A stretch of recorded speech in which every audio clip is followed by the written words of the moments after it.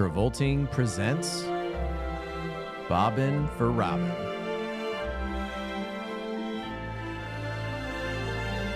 Hosted by Jeff Sweeney and Stuart Elmore.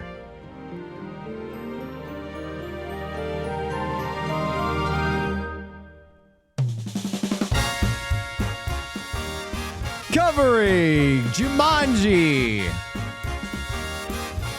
with special guest Francis Hutchison.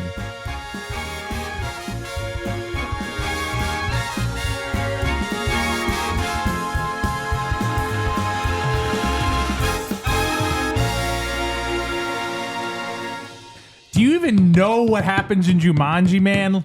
Lady, let me tell you. In Jumanji comes out. You do not go in. Jumanji comes out. Are you talking about Jumanji where Jumanji goes into Jumanji? Jumanji where Jumanji goes into Jumanji. I think the greatest cultural legacy of Jumanji is that SNL skit. What have you seen this? I've not seen the SNL skit. It's so funny. It's like from a year ago. I was reminded of it because Francis's review of this movie on Letterboxd was just the quote from the skit. It's like Kristen Wiig is at a dinner party and there's just like having a normal dinner party, and then someone brings up the concept of being Jumanji'd. And they're gonna play Ticket to Ride. Yeah, they're gonna play Ticket to Ride. And she doesn't want to play Ticket to Ride because she doesn't want to get Jumanji'd into the train world. No, you're making the exact mistake here. Yeah, is the act of being Jumanji'd is not getting sucked into the game. It's the game coming out. And she gets very upset because no one seems to understand this. Okay. That to be Jumanji'd is to have the game come at you. Right. You do not go into the game. Well, one would say it's like probably not as bad as being Zathura, though. Look, where your house turns into a spaceship. We cannot talk about Zathura right now. We have to. We will talk about Zathura this conversation. Today. Francis, do you like the movie Hook? What? Hook. I love the movie Hook. Okay, that's all. That's all.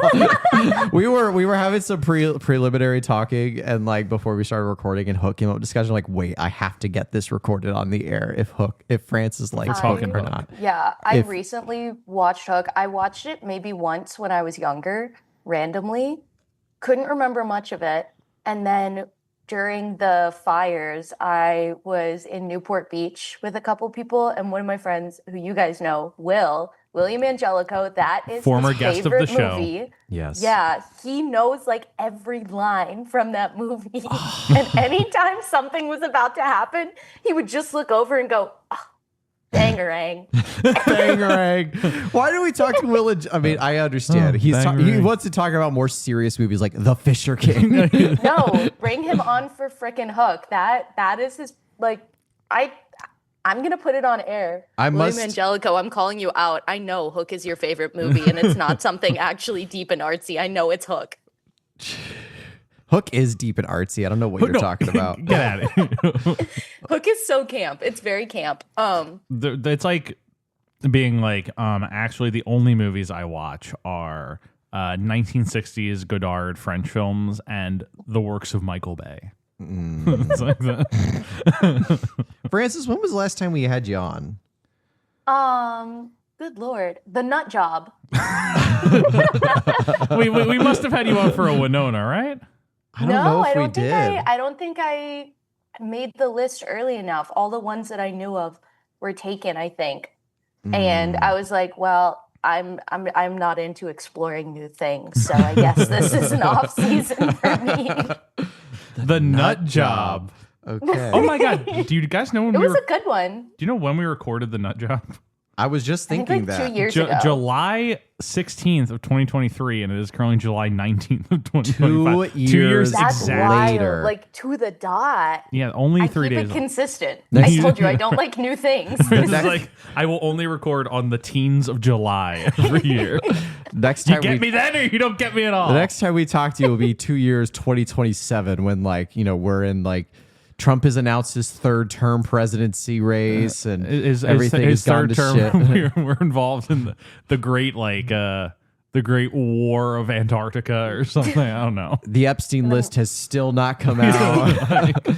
Oh man, what's great Everyone's is this. been gaslit into believing the Epstein list just doesn't exist. It never existed. One of Yeah, the it was things, a fake thing. one of the things I love about our show is when we record episodes very far in advance, to where like current topics that we mention in the episode are just so out of date, and it comes out a week later. Yes. Like something new and batshit crazy will take over the talking points. Remember when we were recording live when Joe Biden dropped out of the presidential Yes. election? And the episode just became about Joe Biden for an hour. Oh That's my wild. god. Our move, Well- Francis, our episode on the private lives of Pippa Lee, which is a real movie, not a fake name that I just made up, is like mostly just an episode talking about Joe Biden.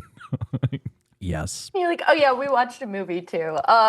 Because it really was like in the middle of the episode, Jeff just like stops talking. It's like, wait, guys, Joe Biden just dropped out of the presidential race. We're like, what? And That's wild. derailed the entire episode. Folks, I'm That's coming out of crazy. the presidential race, and the thing is, here's the thing. Number one. Enough. Well, thank you all for joining us back for Bob and for Robin, Travolting. Thank you for listening to the last week's episode, which was To Wong Fu.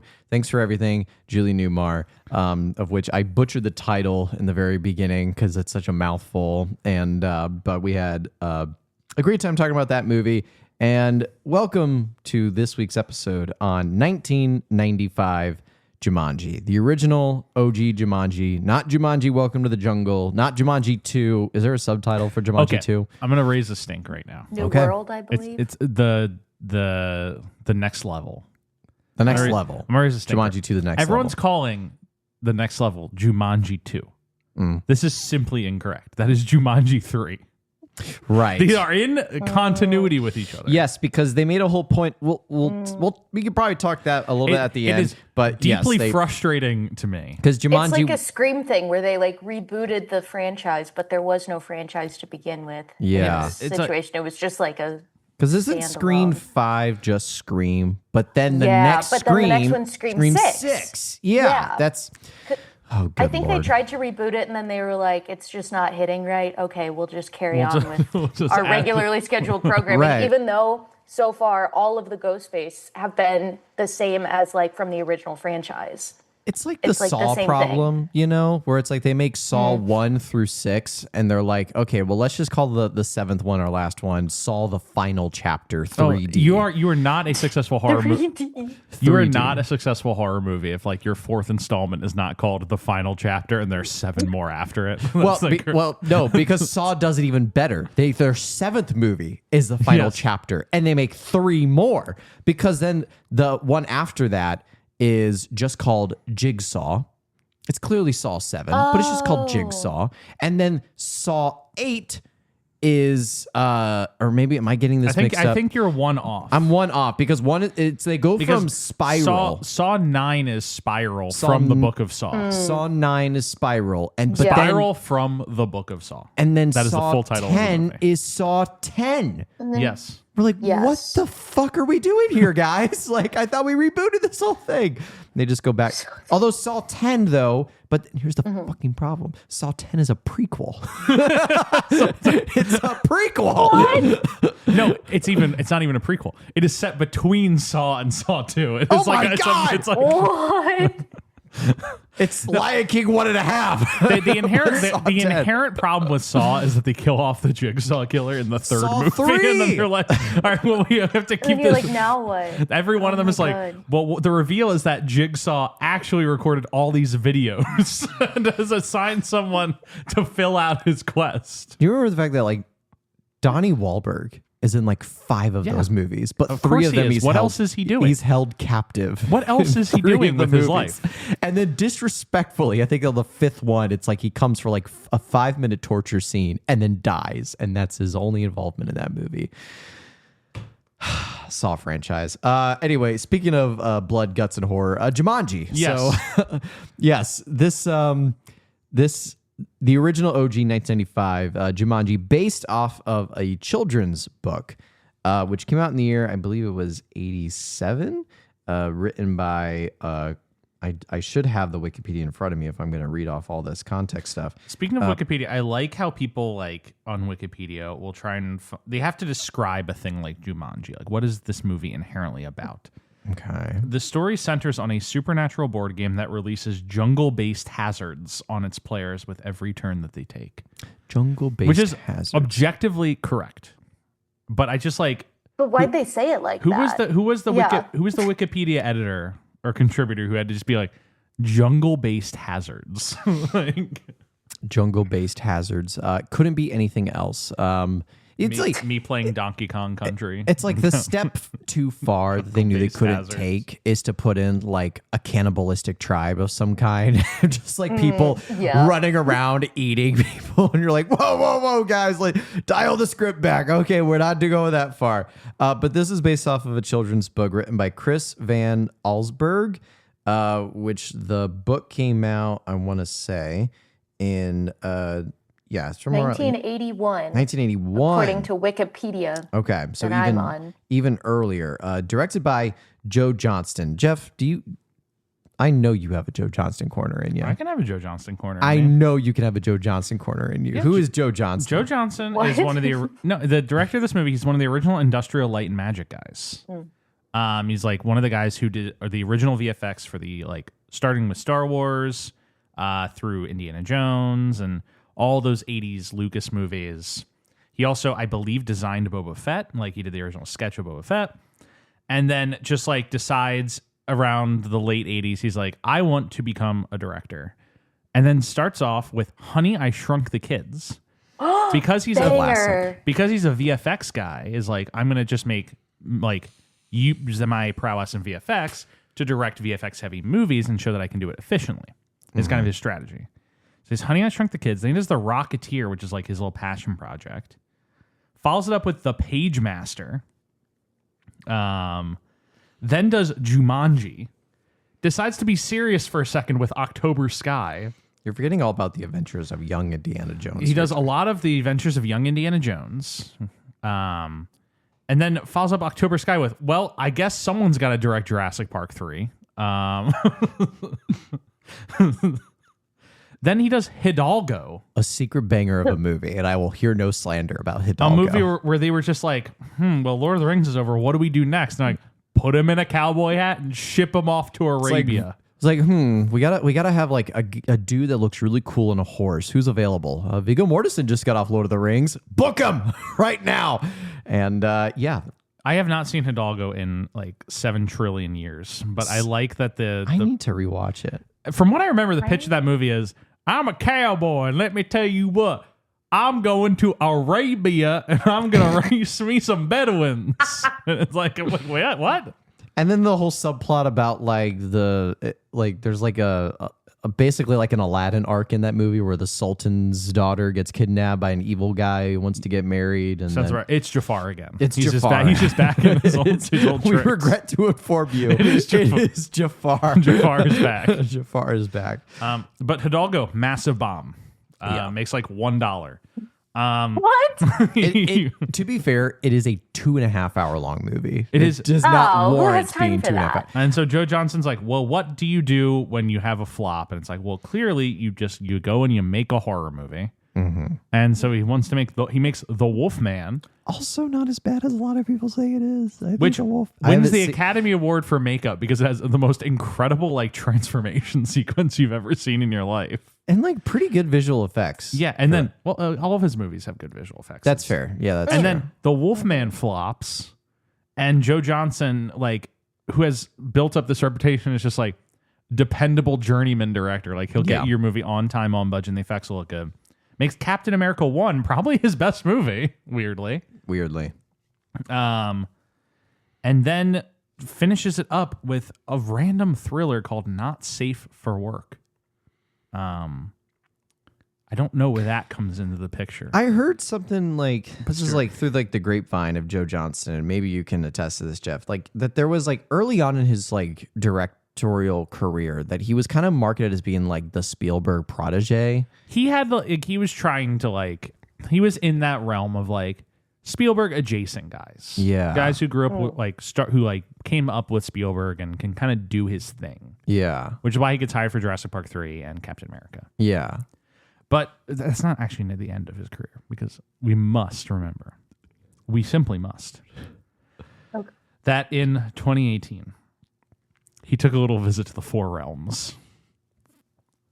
Stuart, do you remember the Nutcracker in the Four Realms? No, I do not remember Nutcracker in the Four Realms. Okay. I didn't even know that was a movie that existed. So they hire director Lasse Hallström, known for movies like What's Eating Gilbert Grape, The Cider House Rules, Chocolat, Salmon Fishing in the Yemen, The 100-Foot Journey.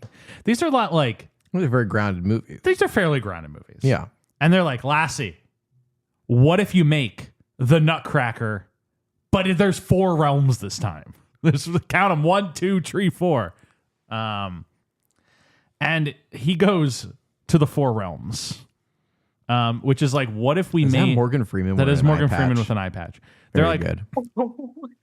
They're like, so you know how everybody liked Alice in Wonderland? No, it's just a lot of people went and saw Yes. Alice in Wonderland. And they were like, what if we did that for every single Disney movie? They're like, what if we stepped outside the box and we did it for the Nutcracker? Yeah. And they're like, Yeah. what if in the Nutcracker, instead of just being a ballet, there was a battle? But so I think... But Lasse Hallström like apparently directs the most unwatchable movie of all time. They're like, Yeah. Joe Johnson, you must come in here and fix this. And he comes in there and he makes and he fixes a movie that gets a 32% on Rotten Tomatoes.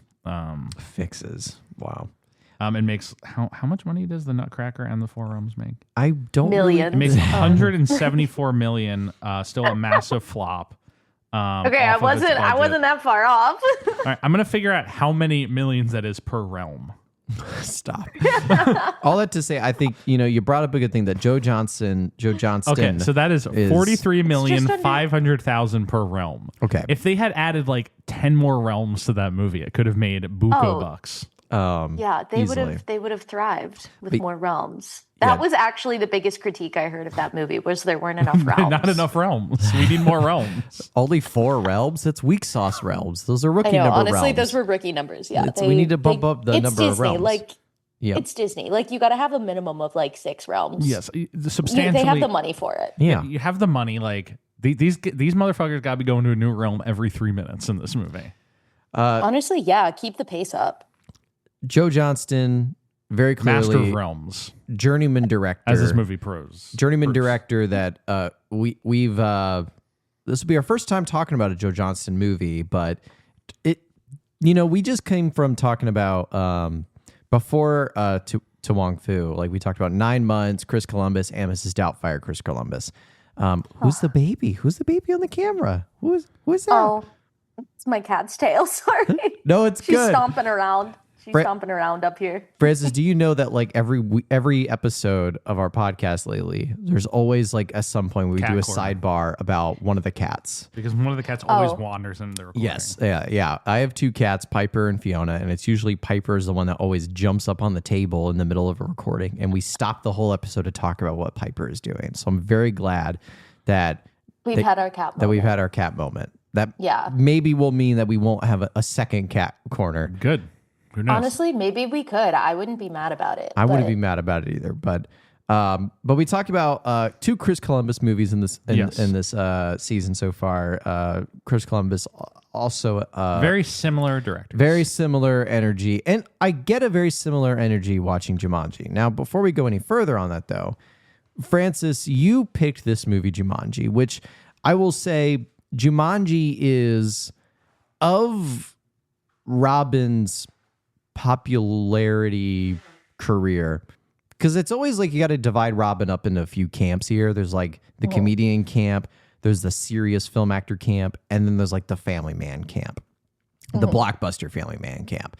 And this is definitely like in the family man blockbuster camp for sure. Yeah. So, but that being said, like, can you just go into a little bit of like what your background with Robin Williams is, if it's at all in any like deeper sense, and then how that relates to you wanting to cover this movie with us here today? I feel like my background with Robin Williams is not incredibly extensive. I was not like a big movie person or anything growing up. Like I didn't have a TV until I was 12. My gosh. So I just had a little like DVD player, and then I would get to watch stuff at my grandparents' house. Yeah. And that was kind of it. But I remember my mom and I had watched Mrs. Doubtfire one time, and we thought it was the funniest thing in the entire world. It's true. It was hilarious.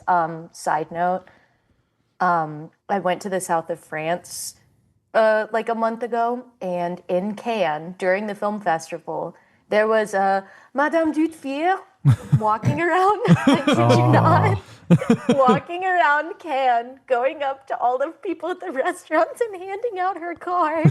Oh my It was lord. the best, and it literally said, "Madame Doubtfire." It is me, Madame Doubtfire. There were these girls at a table next to me, and they go, "Ah oui, c'est Madame Duffier." And I was like, "Oh my God." Oh my god. In the Cracked me full up. get up, like the full Yeah. oh my Literally, god. I was like, I saw her walking around, and I was like, I'm pretty sure that they're trying to do a Mrs. Doubtfire sort of thing. Yeah. Sure enough, business cards confirmed. Like New York, LA, we have like all the people dressed up as like superheroes and characters on the corner. In France, Yeah, they have no, Mrs. kid. Doubtfire doing that. Madame, which is perfect, Madame Duffier. Madame Duffier. Jeff's I whole will take on never Madame get that out of my Doubtfire. head. I'm already saying Madame Doubtfire, but Jeff's whole take on Madame Doubtfire is that it's like the most like horrifying movie I ever think to it's exist. incredible because it is so What? cringy and like, you're watching that movie and you get so stressed about like Yeah. the layers that he is building of lies. Like it's like by the time at the end he's in the restaurant and like he's running between the two different stories, I'm like Oh my God, yeah. sweating. I'm on my 6th glass of wine. I'm like, oh my God, I cannot handle it. Very good. It's the most enjoyable stress watch. Yes, but I so. think Mrs. Doubtfire is like kind of incredible. Yeah.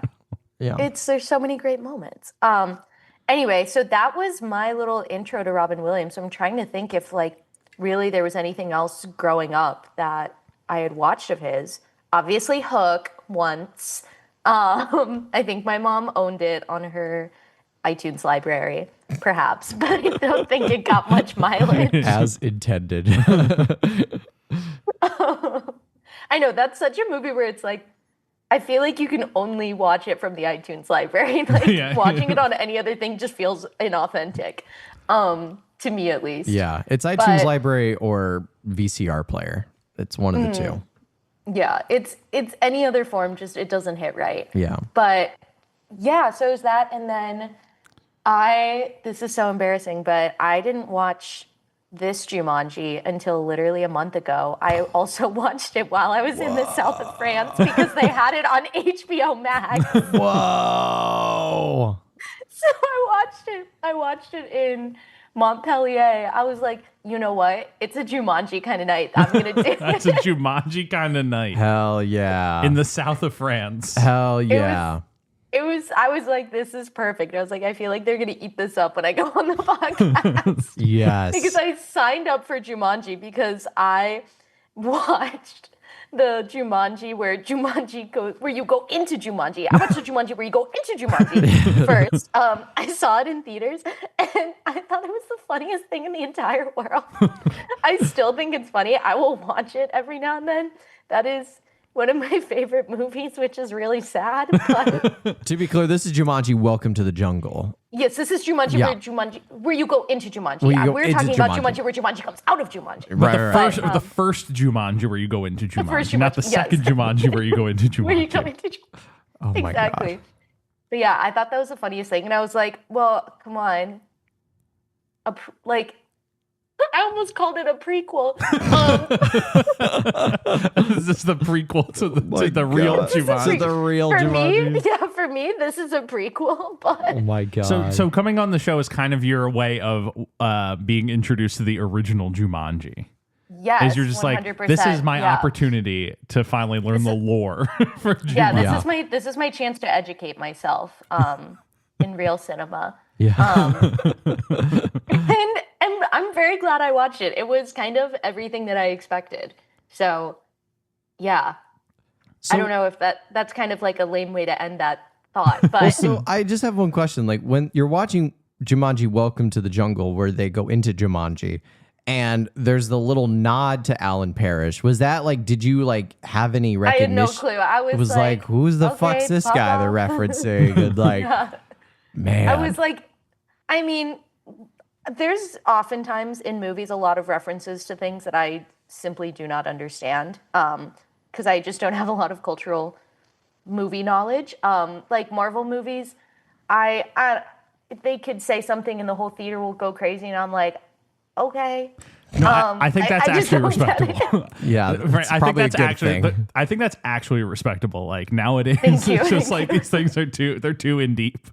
I know. I I only watched the whole Marvel franchise because my mom and I were watching WandaVision and we liked it and we didn't understand a lot of things. We were like, I feel like this is supposed to be a big moment. And I was like, I'll take one for the team and watch the entire Marvel franchise to understand these references. It was COVID. I had nothing else Took to one do, for the so it was team. fine, That's so but- powerful. One for Well, the did. the problem with I feel like we always somehow wind up back to Marvel. on this fucking Yeah, Marvel sorry corner. guys. No, Oh, it's it's like okay. The problem is that like you like Francis, you're like, okay, I understand. I have to watch all these movies to understand the show. I can do that. You watch those movies, and they're like, next fucking level. Now you have to watch all the X-Men movies because they're bringing this shit in. And you're like, oh god. Oh my And they're God, I like, okay, know. I watched all the X-Men movies. I understand. The Fantastic Four, the original ones are coming, and you're like, no. Like they just keep know. expanding the amount of things you need to watch. Well, I know. It's like the hungry caterpillar. You can't keep up with him. Like you must watch Blade. I'm like, I don't want to watch Blade. because now like Deadpool's in the MCU, so you have to know all the like the Fox lore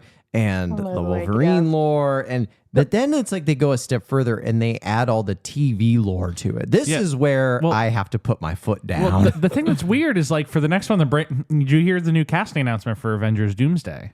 Is Mrs. Doubtfire is going to be in oh it. my god! You have to watch Mrs. Doubtfire. You have to watch Mrs. Doubtfire. It's an international thriller. Doctor Doom is just like, the world is mine. And she's like, oh, hello. And distracts him. so Just that- uses her purse to like She like hits him with her purse. beat him to the ground. Oh my god!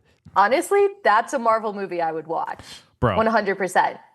For real though, like to that certain degree, like I actually did see like it was like a TikTok or Instagram reel where someone's like, imagine like when Doctor Doom like wins the day and then this person comes out and they play like the Loki soundtrack and it's like it sounds cool, but then when you back up and think about it for a second, it's like how many people in the fucking audience who have not seen the Loki TV show are like, did that guy die like 5 movies ago? Like, what the fuck are we doing here? Not only has he died and come back from the dead, but now, according to TV lore, he's become like a god at this Stuart, point. Stuart, Like, here's the thing. You're my dad. My dad is like a casual Marvel movie viewer. okay. He'll watch a few of them. Yeah. He likes them well enough. Okay. He doesn't like the multiverse stuff, and he's not watching the TV shows. Okay. The last time he saw Loki, he was just his throat was crushed and he was killed. That was the last time he saw him. And then he watched Endgame and like there's like the little scene where there's a flashback with him. He's like, all right. That's the end of your knowledge. Imagine that. Now, 6 years later, you're watching the new Avengers movie.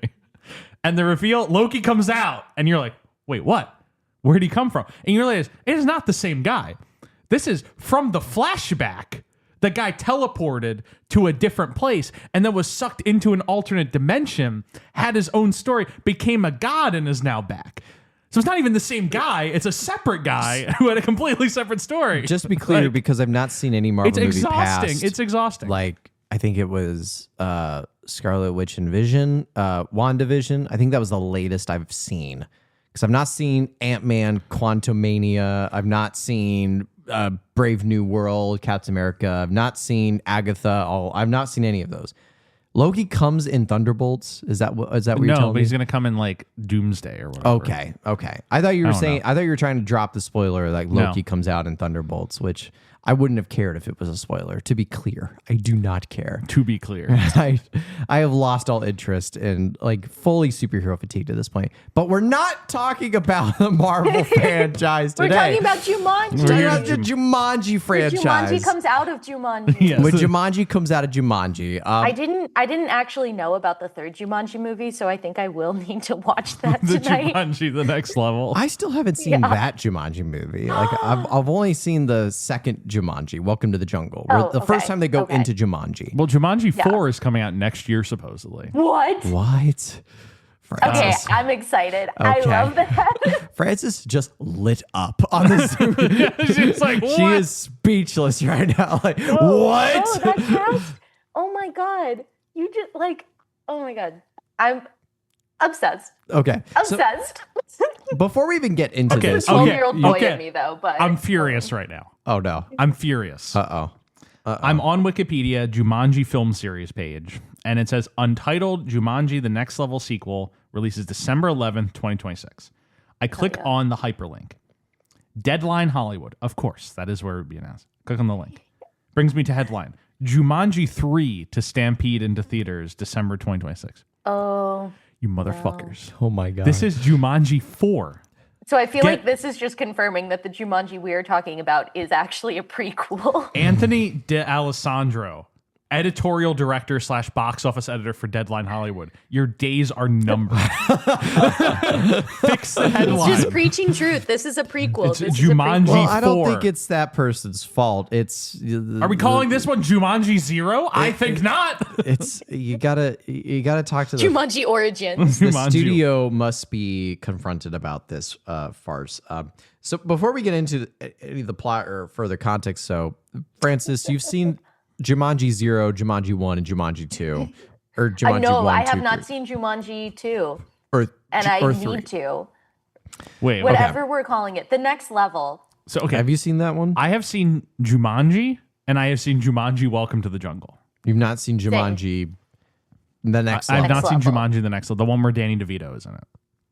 Danny DeVito's in I it? didn't know he's in it. You just made it so much more exciting for me. That's the bit of the third one. I remember the trailers for it, and it's that they open Jumanji at their grandparents' house, where Danny DeVito and Danny Glover are playing the grandparents. And the bit is that Danny DeVito gets sucked into the Dwayne Johnson character, and Danny Glover gets sucked into the Kevin Hart character. So they're playing old men in the game. And it's just The Rock going around being like, "Oh, my back is killing me!" Ah, like the whole time.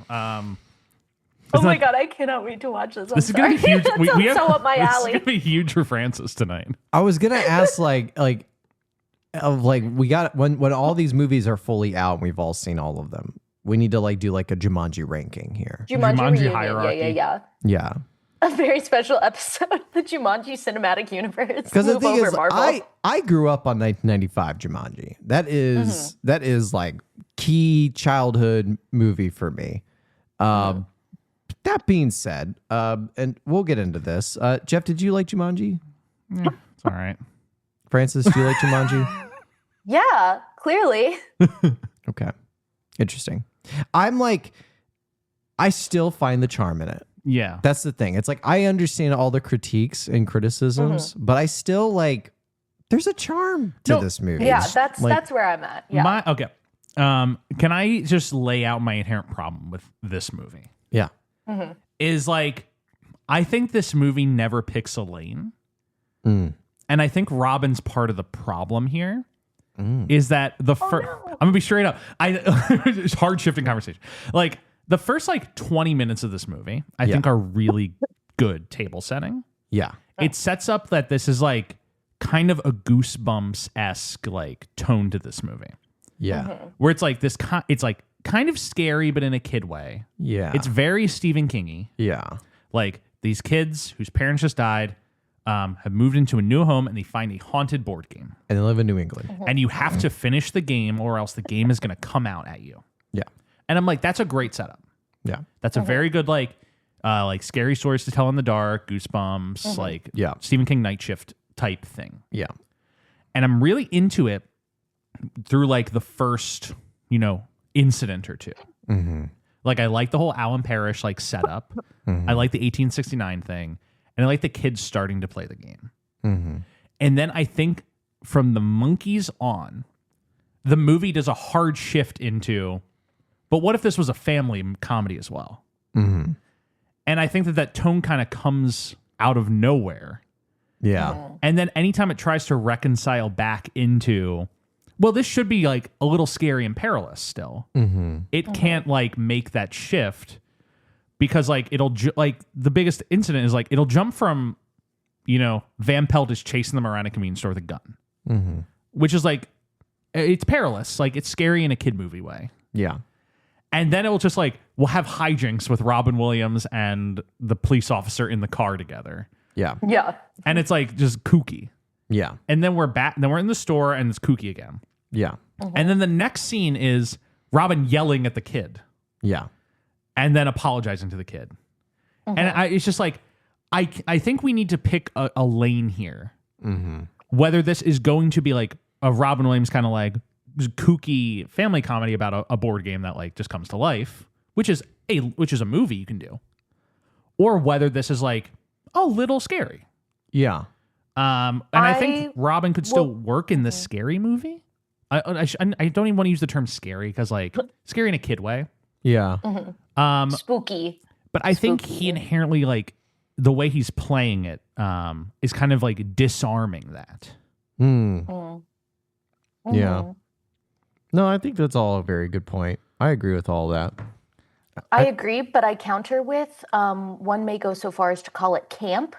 It's camp. That's the vibe of it. I feel like watching it now is like, yeah, I mess with it. Like this is so campy. But if I were watching it like when it first came out, I would be like, why does this movie have 13 different vibes? Yes. Yeah. You know, it's like the more it ages, I think the more it works, you know, the more you're like, this is a wild ride and I never know where it's going. Yeah, because vibe wise and emotionally. The throwback, like the 90s throwback of it all, like does definitely help in that way you're saying. Like, yeah, it definitely helps it feel a little bit less like tonally inconsistent. Yeah. Just because you're like, it's like a throwback and I'm just having like a good time kind of revisiting this. To me, it's the classic titular theme park ride movie where like every theme park roller coaster, like where it starts off with like I think of like the Jurassic Park ride at Universal, where it's like you start with like that unsettly scariness of the dinosaurs and all that stuff. And then you go do the big drop with the T-Rex and it gets all like... Can I theme park sidebar real quick? Sure. Can I? Okay. Yeah. Always. I have a lot of respect. I have a lot of respect for like the work of theme park engineers, Imagineers and all that. I think like that's, it's a very impressive line of work. Yeah. I think we are reaching critical mass of the storyline of the theme park ride being, you're going to do this thing and then the thing goes wrong. Like almost every single theme park ride now is just like, welcome to Jurassic Park. The dinosaurs escaped. And it's like, of course, that's what that ride's going to be. Yeah. But it's like, you're right, the Guardians of the Galaxy ride. It's like, you are going to take a little tour of the universe. And then it's like, oh no, the Galactus is here. And you're like, you're going back in time. It's like, okay. Well, it's like, it's all started with Jaws, the Jaws ride at Universal. That was where it started at all of like the boat tour and then the animatronic shark coming out. And your boat tour being like, man, you guys sure helped me out. Get off the boat safely and have a great rest of your trip. Of course, like Jaws and like Jurassic Park would have that. Yeah. But I think like it's now just like every single theme park ride, the plot line is like the Star Wars ride. You're like, oh, you're getting on this little transport and you're going to go check out this other place. And it's like, the First Order has taken you captive. Yeah. But give me a ride where it's like, I'm going in there. And like you just go in, you start socking fools. I don't know. The Harry Potter ride. No, the Harry Potter is, oh, we're going to go explore Hogwarts, isn't it? And then like Voldemort's like, bah! The only thing I'll say, like I counter, it's actually not. I recently went on it. You go in, Harry, Ron, and Hermione are like, there's Dementors. There's a big Quidditch game, but there's Dementors, and we have to get the Quidditch World Cup or something like that. Help us out. Get in this magical booth get that on we've the bench. enchanted. From what it's been a And then you go while. It's been a while since I've been on the Harry Potter ride, but like from what I remember, it doesn't end in like the classic way of like, gee, fellas, you were all so helpful and thank you so much. We're in the Great Hall. You have the Quidditch, or it's either the Quidditch Cup or the House Cup, and they go, "Thanks a lot, guys. Okay, we they do really it that needed way. your help on this game." It's like, it's like it's gonna go there because they're like, "We need you for this." Like they set up the dilemma off the bat. Yeah. They intro it in the line. They're like, "This is happening. Come help us out. Here's how to sit in the bench." Yeah. It doesn't feel as like tour guidey amusement park ride as like the other, I think what you're describing, Jeff. Yeah. All that I was going to say though about Jumanji being like a theme park ride is that it does, as I'm watching this, it does feel like it's taking all the twists and turns of like what a normal theme park ride would kind of do, where it's like it starts very serious and gloom and doom, and then it gets to like that wacky, zany craziness of it all. Like I think about like the ant and the cops, like B plot, C plot arcs, where they're just like seeing all the wrecked craziness going on, and how much it does not fit the tone of like the loom and doom nature of the movie. But like how I feel like the shift that it takes and like putting more and more attention on it, because then when it all pays off, when they get to the house and like the door breaks open and they're going through, like that's a water slide right there. Yeah. Like that's a perfect example of like going down like the big giant water slide at the very end of the ride as you're going up and up and up the hill. And so, yeah, I guess like I'm not reading this movie as being like, but then the thing that it does weirdly is at the end of the movie, it tries to go back into seriousness. And this is my issue with the movie. Because I was watching this with my partner last night, and we might jump around the plot here, but like when Kirsten Dunst dies, and I have to make this clear for anybody who doesn't believe me, she fucking dies in that scene. Like, because she gets hit by the poison barbs that they set up earlier in the movie. They say, watch out for the purple ones. They shoot poisonous barbs. She gets hit by the poisonous barbs, and then she collapses dead. And she says, I wish mom and dad were here. And then the monkey child is like, I do too. And then Robin Williams says in a throwaway line, our only chance now is to finish the game.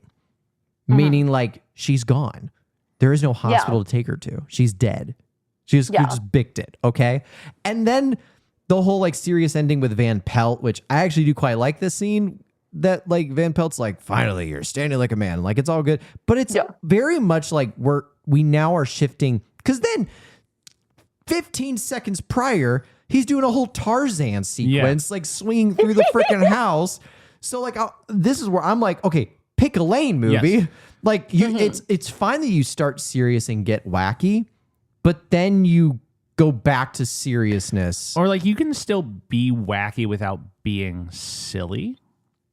No, but I think that's the right progression, that it gets silly. No, I think like you can. I think this movie should get wacky, but not silly. Because I think once it gets silly, I'm having a hard time getting back to like, you must become a man and confront your father story. And I'm like, okay, we can't be doing this right now if we're committing to the silliness. Yeah. Like I think that because if I were to just describe this movie, the plot of it, it's essentially like. When a young boy gets sucked into a board game and he's trapped there for 26 years, and in the present day, two kids release him from the game, and they now have to finish the game with him. And along the way, the boy has to fix like his like familial traumas that he never got the opportunity to express because he was in the game through his puberty. And like that's a storyline right there. And the end of the movie where he confronts, you know, the poacher, and he's played by the same actor who plays his father, and he essentially I did not clock that. And he essentially has to like become a man again, like become a man, confront his father, like reach an understanding, and finish the game. That's a very like clean storyline. And I think we just keep getting bogged down in the business. I think there's a way to like finesse in a way to like keep like the campy, silly tone with like the nice cherry on top ending. The issue that I think like as they bounce back and forth and all this tonal juxtaposition shift is then they go back 26 years and like as if nothing ever happened and everything. And it's like, it's very clearly like the author's way of being, the author and the screenwriter being like, okay, like we have to figure out like the game's going to reverse everything that just happened, including the guy getting sucked into the board game, which means we have to go back to the very beginning in 1969. And I'm just like, no, you don't. No, you don't have to do all that. Know. Like, I think if everything gets sucked into the board game, but then Kirsten Dunst dies, and how do you resurrect Kirsten Dunst? Maybe there's a way to do that. But I just think like it'd be much easier if like everything got sucked into the board game, the house like became normal, and it's the four of them just sitting around the table before Yeah. like the next dice roll or whatever. I don't know. But like when they go all the way back 26 years in the past, it's like, because then you have that scene with his dad, like, oh, son, you don't have to go to that prep school if you don't want to. And it's like, can you imagine how horrifying it would be to like live 26 years and then get sucked back to your like 10-year-old life? That was my biggest beef with it, honestly, was we go back in time, but they all have all of the memory from that like life that they lived. Yeah. But then they go back and I don't get it. I simply don't get it. I don't understand how that works. They're like 40, 50-year-old souls living in like 12-year-old bodies. Yeah. With the knowledge of everything that has happened before them. Like, it's like a horrifying reality. Yeah. And then for the kids too, here was my biggest qualm about it, where I was like, okay, so they get technically like back in that timeline, like they're not born yet.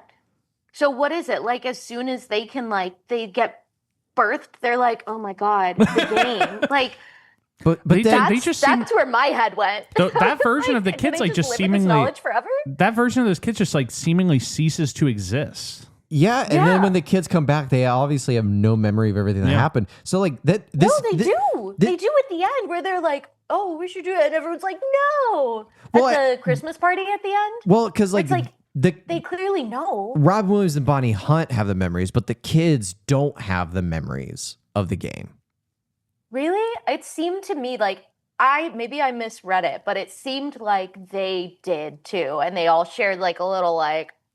At the end, for me, is it's what like, I was getting. They meet the parents and then they see the kids and like, oh my gosh, like it's Judy and Peter, like who feel like we've known you our whole sorry, it just feels like they have to like stumble over each other, and there's no like, I don't read a single moment in the movie where the kids are like, oh my gosh, like I know who you guys are, like all of a sudden, like it doesn't read to me, and like my problem with this is that the movie opens itself up to this horrible paradox. Because then what if Robin Williams and Bonnie Hunt, they end up like maybe not getting together. They meet these random people. And it turns out that Bonnie met Judy and Peter's dad. Robin met Judy and Peter's mom. And they find out, oh shit, we've altered the timeline to where Judy and Peter never come to existence. Therefore, the game is never finished. And then there's a rip in the time-space continuum. The end and of this Jumanji movie comes back. That's the true. end of this That's movie, true. introducing itself to like alternate timelines, is a disastrous choice. It is a disastrous choice. This movie, Stuart, you said it, like this movie should end with they finish the game gets sucked back in, and the house repairs itself, and the four of them are sitting there. Robin has like apologized to his father in the form of Van Pelt. Yeah. And he and Bonnie Hunt like get to pick up where they left off 26 years ago. Yeah. She knows she's not crazy. The two of them are happy. And the kids like have essentially found a new father figure. Yeah. It's like that's how you end this movie. And then the aunt comes home. She's like, "You guys would not believe what I ran into at the grocery store today," or something like that. That's how you end this movie. Yeah. Instead, it's just like, what is happening? Like, yeah, it's like the Back to the Future ending, but like the Back to the Future ending works somehow. I can't explain how it works, but it does. But it's like they're trying to reverse every bad negative thing that had happened, including like the kid's parents dying. Well, it's like the kid's parents dying, I know, the shoe I was company like, going what? under. Like you could have this whole like, because then that Christmas scene at the very end could work if they never went back in time in the first place of the 26 years. Like it's easy. You have the Christmas scene where like Robin Williams and Bonnie Hunt come over to the Parrish house. Like, oh, how's reopening your father's old shoe store, Alan? Yeah. It's like, oh, we're starting construction on the new factory next week or whatever. We're remaking like the shoe from the guy. Yeah. And like it's been a success.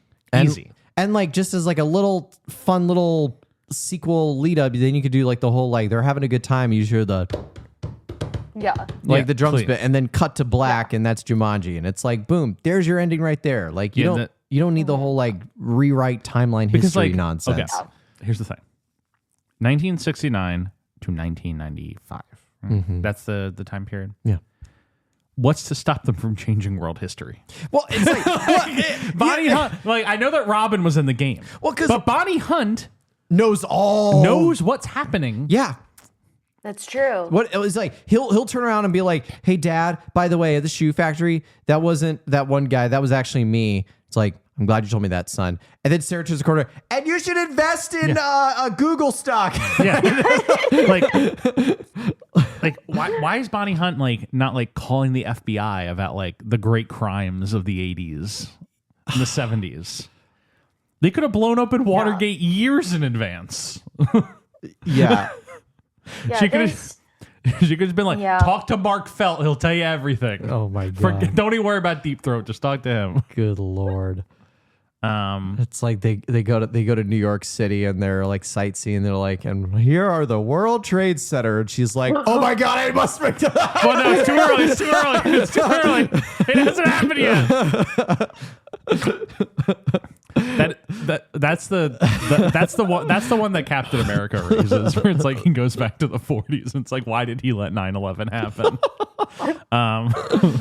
Oh my God. Jeez. Just saying it, the Jumanji multiverse walked so that the Marvel multiverse could It's true. find. That's true. It's true. Yep. This is just like the amount of questions. Everything I prior know, to that yeah. bit, like for me, it works. Like I don't mind the whole like the serious tone to like campy silly. Like for me, like that all like makes sense and that sort of tracks with the tonal shifts of the movie is supposed to make, being like that it's a theme park ride movie.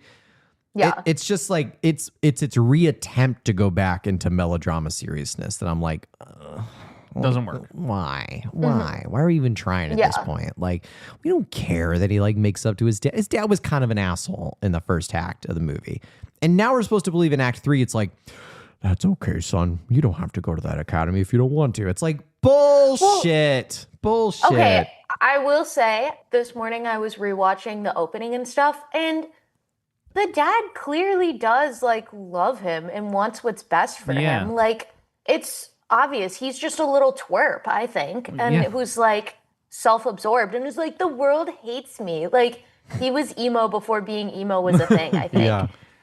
And because the dad literally is like, oh, son, I heard what happened, and I just want to say I'm so proud of you, and For getting because your you've ass shown kicked. this, like, he's like, I'm proud of you for standing up for yourself, and here, I think you're ready to go to this school. And he's like, you want to send me away? And they're like, I mean, no. They're like, no, we just want you to go to this school. And also, like, why would he be mad about that? You're getting your ass kicked. Yeah, like, the school is daily. seemingly you're having a And bad you're like- time. You're like, no, I want to stay and keep getting black eyes. Like, grow up. He's like, Dad, I just want to. Sorry, he was.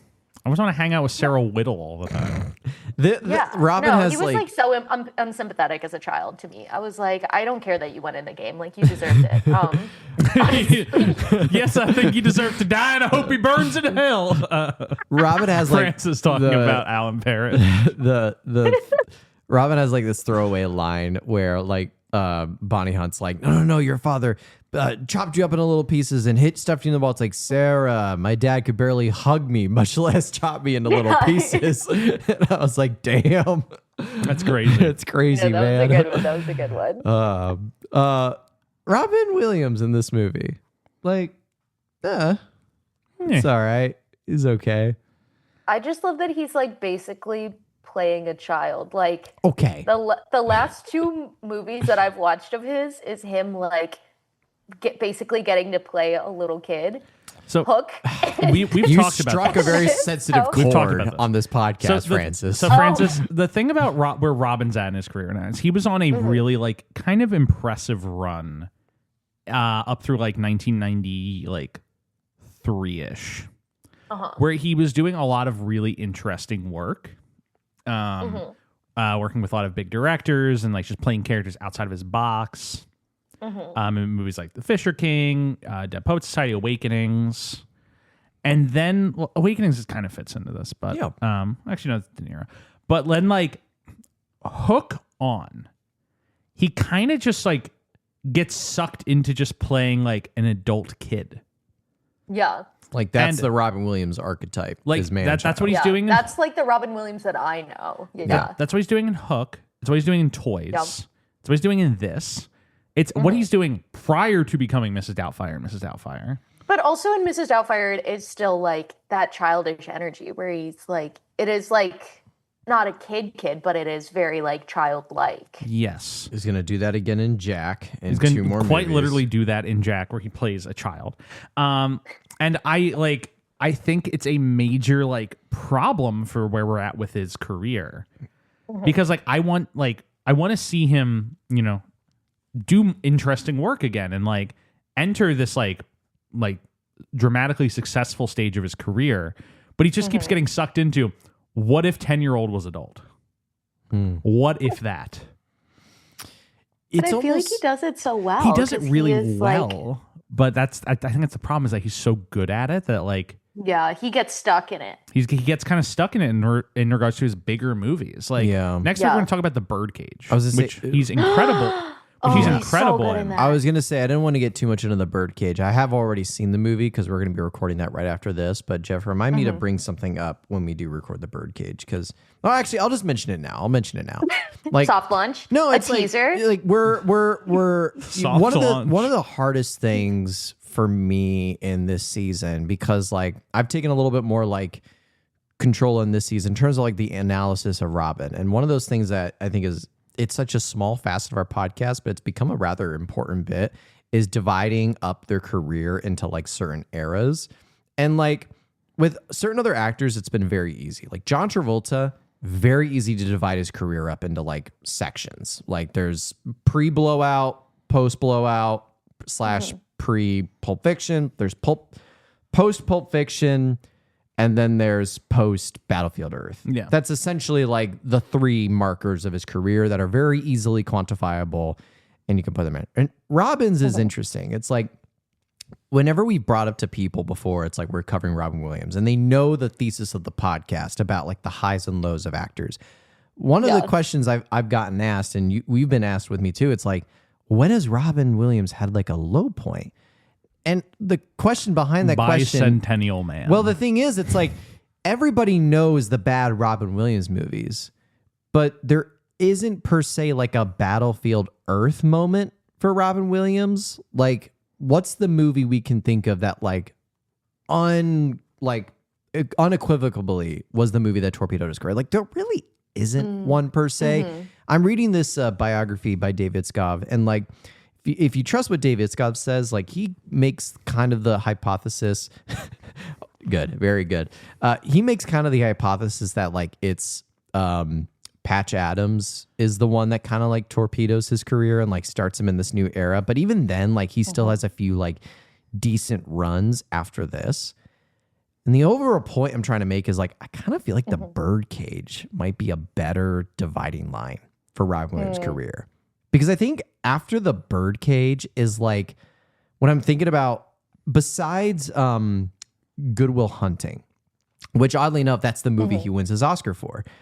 But like, it's almost like Good Will Hunting is on an island by itself. I've been thinking about this more often, where it's like, yes, he still has more and more like decent movies that come out from his career, but a lot of them are good because of, again, the same pattern that we're talking about with Jumanji, with Mrs. Doubtfire, with Toys, with Jack, of like the same perpetualness of like, Robin Williams, why do you come see him in the movie theater? Because he's a man but acts like a child. Zoinks. And I think The Birdcage is like sort of one of his later attempts of being like, I'm going to try something new here.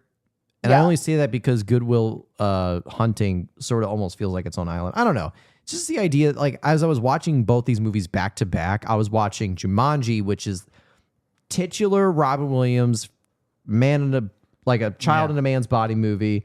Then I'm watching The Birdcage, which is like, this is a genuine Robin Williams performance here. Yes. And the dichotomy was so striking to me of like, oh my goodness, like, it's crazy he did these movies like back to back because they don't feel like they're made in the same year. So I don't know. That's all I have to kind of rant about that. We'll say that more on that with The Birdcage, but Da Birdcage. Da Hey there, Birdcage. guy. It's me, Da Birdcage. Birdcage. But no, I do think like you're hitting at a good point that like the difference between Jumanji and The Birdcage is so striking. so striking. And it's like it's like you want to say it's the difference between Robin Williams the movie star and Robin Williams the actor, Yeah. but at the same time, like I don't know if this is necessarily like separate. Like if you can separate them in that way. Yeah, because I don't think Robin Williams knows the difference. I think that's a key thing, is Robin Williams doesn't know the difference between when he's in a movie like Jumanji and when he's in a movie like The Birdcage. He thinks that when both make $200 million at the box office, it's because he's equally as good in both movies. And he's not, though. Like, he's clearly not. Yeah, no. The Birdcage is like a substantial achievement. Yeah. But anyway. Also, I'm so sorry. I'm looking at his IMDb now, and I need to amend what my intro to Robin Williams was. It was, in fact, not Mrs. Doubtfire. It was Flubber. Yeah. Flubber I love Flubber. Flubber I stand love that here. movie. Oh, it was so good. My mom and I, we had it on VHS. Same. I don't know how we watched it because we didn't have a TV, but I guess maybe we did when I was like really little. But I watched it a lot. Fire. Flubber. Francis, here's a question for you. You're younger than Stuart and I. What is like the level of VHS that existed? Because I feel like Robin Williams was very like, a lot of people got from our generation got introduced to Robin Williams via specifically VHS. And like his VHS have sold very well. What was like your level of VHS, or were you like mostly DVD? I was mostly DVD or iTunes library. Okay. But there was like a hint of VHS here and there. Like, because I'm trying to think, like, I'm trying to like unlock, because it was when I was really, really little that we had the VHS stuff. Hey, you know what it was? We had a TV up until I was like 8, and then it went away because we watched Glee on DVD that we rented from Blockbuster. but it was like a DVD VCR thing. Am I saying the right thing? combo. Yeah, it was like, it was one of those. We had one of those when I was little, but we had that up until I was like 8, and then it went away, I believe. Yeah. Yeah, Rob Williams is huge. And then we got like a VHS normal guy. TV. I feel like most like people like you would have for your children's VHS collection, it would be the Disney movies on VHS. Yes. You would have the not Disney movies that you thought were Disney movies when you bought them VHS, which is like Anastasia, Ferngully. Yep, had that. I'm trying to think like Fievel Goes West or whatever. Yeah. Land Before Time. And then you would have the Robin Williams. It would be like Flubber, Jumanji, Yeah. Mrs. Doubtfire. Yeah. I mean, like Flubber brought up another key role where he's maybe not doing like a child in a man's body, but he is doing like absent-minded professor vibe. Like, yeah, but it is like goofy, like childlike, you know, where it's like kind of like, I don't know, like a little mischievous and whimsical. Yeah. Is how I would describe. He's like, I just make Flubber. Yeah. Well, we are official. Like, we've been at this stage now since like Aladdin, where like Rob Williams is now like more so now known as like the family friendly actor blockbuster guy. Yeah. Not so much doing like a Moscow on the Hudson Awakenings, Good Morning Vietnam guy anymore. Like, we are going to get the Birdcage, we are going to get Good Will Hunting, but like most of the popular things that we're going to see him in that people really know him for are going to be movies like Jumanji or Mrs. Doubtfire or things like Flubber. that, or Flubber. We mustn't forget Flubber. What? Just to Never forget Flubber. never forget Flubber. To go back to Jumanji though, because We've talked about everything but Jumanji. You want to go back to Jumanji? I want to go back. Why would you want to go back to You gotta go Jumanji? back. Do you remember what happened? Must go back to Jumanji. Back to the jungle. Back No! to the It jungle. gets sucked into the game. We get Jumanji into Jumanji. Jumanji'd into Jumanji. I simply must give props to the props department on this movie. The Jumanji game kind of The goes off. It game goes crazy. looks fucking cool, and it's like whoever was like the main like designer / manufacturer of this like board game box. Like, I've heard that like there was like one of the main like picture boxes that they used in the movie sold on eBay for like $60,000 in like 2018 or something like that. Like, but just like the sheer craftsmanship of this board game. Like, I'm kind of a board game nut myself. Like, below our bookshelves, like I have like 3 shelves just stacked full of board games. And like one thing I'll say watching this movie as a kid, but even watching this movie as an adult, is you put like a wooden box with all the engravings of like Jumanji on it that folds out and it's got like the set piece, got the instruction, all this stuff. Like I'm fucking rolling the dice right away too. Like I that know. makes I was sense. like watching the whole movie. I was like, is it bad that I kind of want to play Jumanji? Yeah, that's what happened to me. Yeah, like, but then like Jumanji Welcome to the Jungle does like the most like horrible thing. It's like people don't like board games anymore. So what we're gonna do? Turn into a video game. I'm like, I know. fuck out of here with that bullshit. Well, I mean, yeah, I know. In the time frame of it, it's like, yeah, people weren't really playing board games much anymore. But anyway, no, I just like, I when I was watching this last night, I thought it's like, you know, like that's something that probably doesn't get like called out often enough, is like just how amazing this box looks. And all like the marble pieces and the dice and all that stuff. Yeah. It just looks really, really good. How do we feel about the visual effects in this movie? Oh my God. They were so boof. Yeah. They were boof, but it added to the ambiance and I loved it. It added to the camp. I think. Like the monkeys. Oh, the goofy. monkeys. Goofy, but I was obsessed with them. I liked all the CGI when it would like they would turn their head and like they would like morph with their neck because like there was no like collision physics. My favorite was the lion because of how much it would cut into CGI, into puppet, CGI, puppet. And it's like so clearly not the same at all. Like when Robin Williams like jumps down and like fights the lion, and it cuts to like his POV of the lion, it's like clearly just like a head, like that's being held by some fucking guy like there. Okay. Can I talk about the animatronics in this movie? Yeah, the puppet, the puppetry. Rainforest Cafe esque. I was just about to say Rainforest Cafe looking ass. Like it was when that crocodile. That's a perfect way to say it. When that crocodile's coming at him, I was just my like, God. Walt Disney's Jungle Cruise looking ass. Like, don't disrespect the crocodiles. Those actually did scare me as a kid because they actually looked pretty good. But like, it is like it just looks like I know.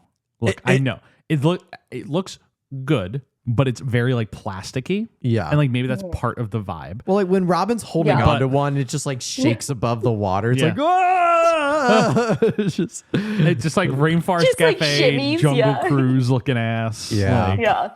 Critters. Listen, I was a big fan of the Rainforest Cafe, so I did appreciate that. I was like, yeah, I felt Rainforest right at home Cafe there. kind of goes crazy.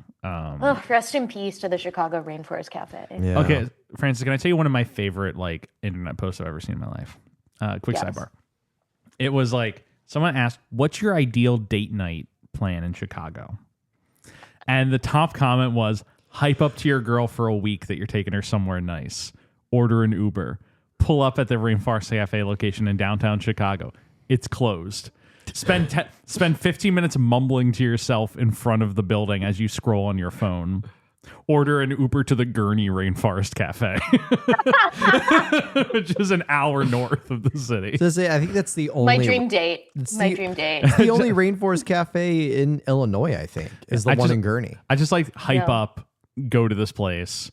Mumble Mumble to yourself as you realize it's closed and try and find out where the closest Rainforest Cafe is and order an hour-long Uber to the north. I counter, though, if you were a true Rainforest Cafe fan, you would have known the second it closed. So honestly, that would show some fakeness on the man's part. Organizer's part. I would be like, you clearly don't know your stuff. You know. I do like that Rainforest Cafe still has all the adornance on it. I It's know. like you just drive down there. But the frog is gone. The frog is gone, but the massive That's mushrooms are devastating. still there. Yeah. It's very good. Yeah. They should just keep whoever buys or Should rents keep it that all building should keep that all there. Just like even if it's 100%. not related, it's going to turn into a bookstore like Barnes and Noble. And it's like, yeah, we got the mushrooms on here still. We're not going to get rid of them. We're keeping them up. No, the sad thing is because the Hard Rock Cafe is gone right next to it too. They took the guitar down, so that means they're just going to tear down both of those buildings and build something new. I bet They're going to build like a data center. No, they're going to build some. it's going to be like an apartment, a storage facility. They're definitely going to build like affordable public housing there, guys. which is good. Yeah. I would No, they're not going to build affordable public housing, Jeff. I'm making a joke. Oh, yeah. So is anything the city of they Chicago should- is good at, it's not making affordable public housing. They should build affordable housing, but like you live in the mushroom, like a gnome. Well, Like, it's kinda like- the thing is, like, you would make it like a single, like, New York style, flimsy ass, small 1-bedroom studio in the mushroom. Yes. You would charge $3,000 a month for it. Yes. You can live in the Rainforest Cafe mushroom. For $3,000 a Gnome month. life. Becomes an Honestly, I would totally do that. I would be like, to live in that mushroom, to live in the Rainforest Cafe, I would spend my life savings. Your name has to be Okay. Phileas Flaversham if you want to live there. okay. Rainforest like, it's too late now, but imagine like the Rainforest Cafe just went out of business. And like whoever's like leasing the building's like, fuck it. Airbnb. You can spend a night camp at in the Rainforest Cafe. It's like, because how The hard thunderstorm still happens every 30 minutes. I'll be honest, I probably would be a little scared to like spend the night in there. Yeah. I would be worried that I would get night at the museum. Oh, Night at the shit. Rainforest Cafe. Did we just come up with the next like movie idea? Night at the Yeah. Rainforest Cafe. Night at the The gorilla starts talking. It's Yeah. voiced by Robin Williams. It's voiced by Ricky Gervais. And he's No. like, oh, okay, what's going on? It's me, the gorilla, isn't it? And you're like, no. Everybody comes up to me and calls me Harambe. My name's fucking Phil. The gorilla is just like, you ever hear about woke? And you're like, no, stop. no. Ricky, stop. It's a kid's movie. Oh, God. Yeah, I would watch that. Can we write this? I think we can. Night at the I think we can. Night at the Cafe. Rainforest Cafe. Kamun Ra strikes back. In this movie, they make the case, or they make the case, because one of the things that bothered me a little bit about the movie is like the whole idea is like, you can just stop playing though, can't you? Now I understand immediately what people are going to say next. They're just like, well, if you just stop playing, all the little things are going to be like are out and around in the world. Like you're going to have all the monkeys. Shoot the lion. You're going to have like the lion. You'll have the mosquitoes. And it's like all those things. It's like, yeah, but like, can't we like just figure that out? Like, can't we just like you're right. Like we could just like trank the lion and put it in a That's zoo. true. Like, listen, But the lion the lion is on the endangered species list, guys. If we just like fabricate a lion into existence from a board game, I think we're doing the world a service. I see your point, but I do counter with it is children and Robin Williams, who is child adjacent. So their biggest worry is they're like, oh my God, our aunt's going to be so mad at us if she sees monkeys in the kitchen. Oh my God. Which honestly, like, as a child, yeah, I'd be stressed out too, where it's like, oh, easy. Let me just finish this game and it goes away rather than having to do any actual work. Yeah. Or like do anything. Because also hilarious that their first thought is like, yeah, there's a bunch of monkeys and a lion in here. Our aunt is going to be like, a 7 and 10-year-old absolutely got these critters in here. You rascals. You're grounded. Like, Sidebar to the sidebar. The aunt, what's her name? Nora Shepherd is the character's name. No, Aunt Nora. Fucking Aunt girl Nora. boss. Yeah. Like, yeah. I was watching this and Okay. my partner made the comments like, she just fucking girl boss into buying this house and like renovated Yeah. and decorated it all like in one night. Yes. And it's like With a massive she is chandelier, to be suffering the loss of her, like, I think it's her brother and her sister-in-law, and immediately didn't hesitate to like adopt the kids and is now a single mom and all. I'm like, Yeah. holy, she is like the unsung hero of this movie. Yes. And then you know what her reward is for all this? She gets locked in a closet and then erased from existence. Yep. That's her reward. Yep. The last time we see her is they put her in a closet and lock the door. But then to And go then they reset the timeline. to go back to my original complaint about like they just stop playing the game. There is like a quick little throwaway line in this movie where it's like as they're walking down the street and there's like an ambulance that goes by and it crashes into a car or car crashes into it and they're like, this is the 50th one today. And it like The mosquitoes are killing. the mosquitoes are killing people. It Yeah. doesn't seem like they're going away anytime soon. And so that's like the one instance of like, okay, maybe we should the like, U.S. government just firebombs the town. I know, yeah. Where was the greater military presence? Yeah, this movie needs a military contract. We should when a Yeah, stampede. this town was just fending for itself. like with and they were all, seemingly like, one cop. Like yeah, they had one cop who was not good at his job. Oh my He gosh. was objectively bad at his job. He just wanted to make cool shoes. you But then expect stupid little Robin Williams ruined the dream for Fucked him. up. And never like feels bad for it. He like even all those years later is like, I did it for your own good. And I'm like, no, you didn't, you little twerp. Like, you're meddlesome. You ruined this man's career. He made a good shoe. Robin said, I'm gonna end this man's whole career. Literally, puts his shoe literally. on it was a shredding line. Yeah. But like, Could never forgive him for that. this movie needs a scene where it's like the chief of police hears like stampede coming down 20th Street. He's like, all right, boys. And he's cut to like all the cop cars doing the blockade thing. It's like, just like, vehicles. And then an actual stampede of herd animals appears. And he's like, oh boy. And all the cop cars get trampled or something. Yeah, that would have been That should have been a scene in the movie. Yeah. That would have been good. I'm not saying that's like a good scene, but you like kind of need it in a movie like this. But it's like it answers the question of like, where are the police? It's like they're trampled. Yeah, they got cooked. They got cooked. Yeah. I'm trying to think like, last thing to say about the aunt in this movie, Aunt Nora. Aunt Nora. Can I just say, she can get it. Yeah. That's all I gotta say. What do you mean? You know what I mean? No, I don't. I need you to explain this. That's all I gotta say. What do you, she can get it? Like she can get like paid for doing a good job in the movie? Yes. I'm saying hot aunt 1995 You are is what I'm saying. You are physically attracted to this woman. He's saying she's a baddie. Yes. Saying she's a I'm baddie. saying she's a baddie. Got it. And then it's a little rude that she got erased from the timeline, from existence.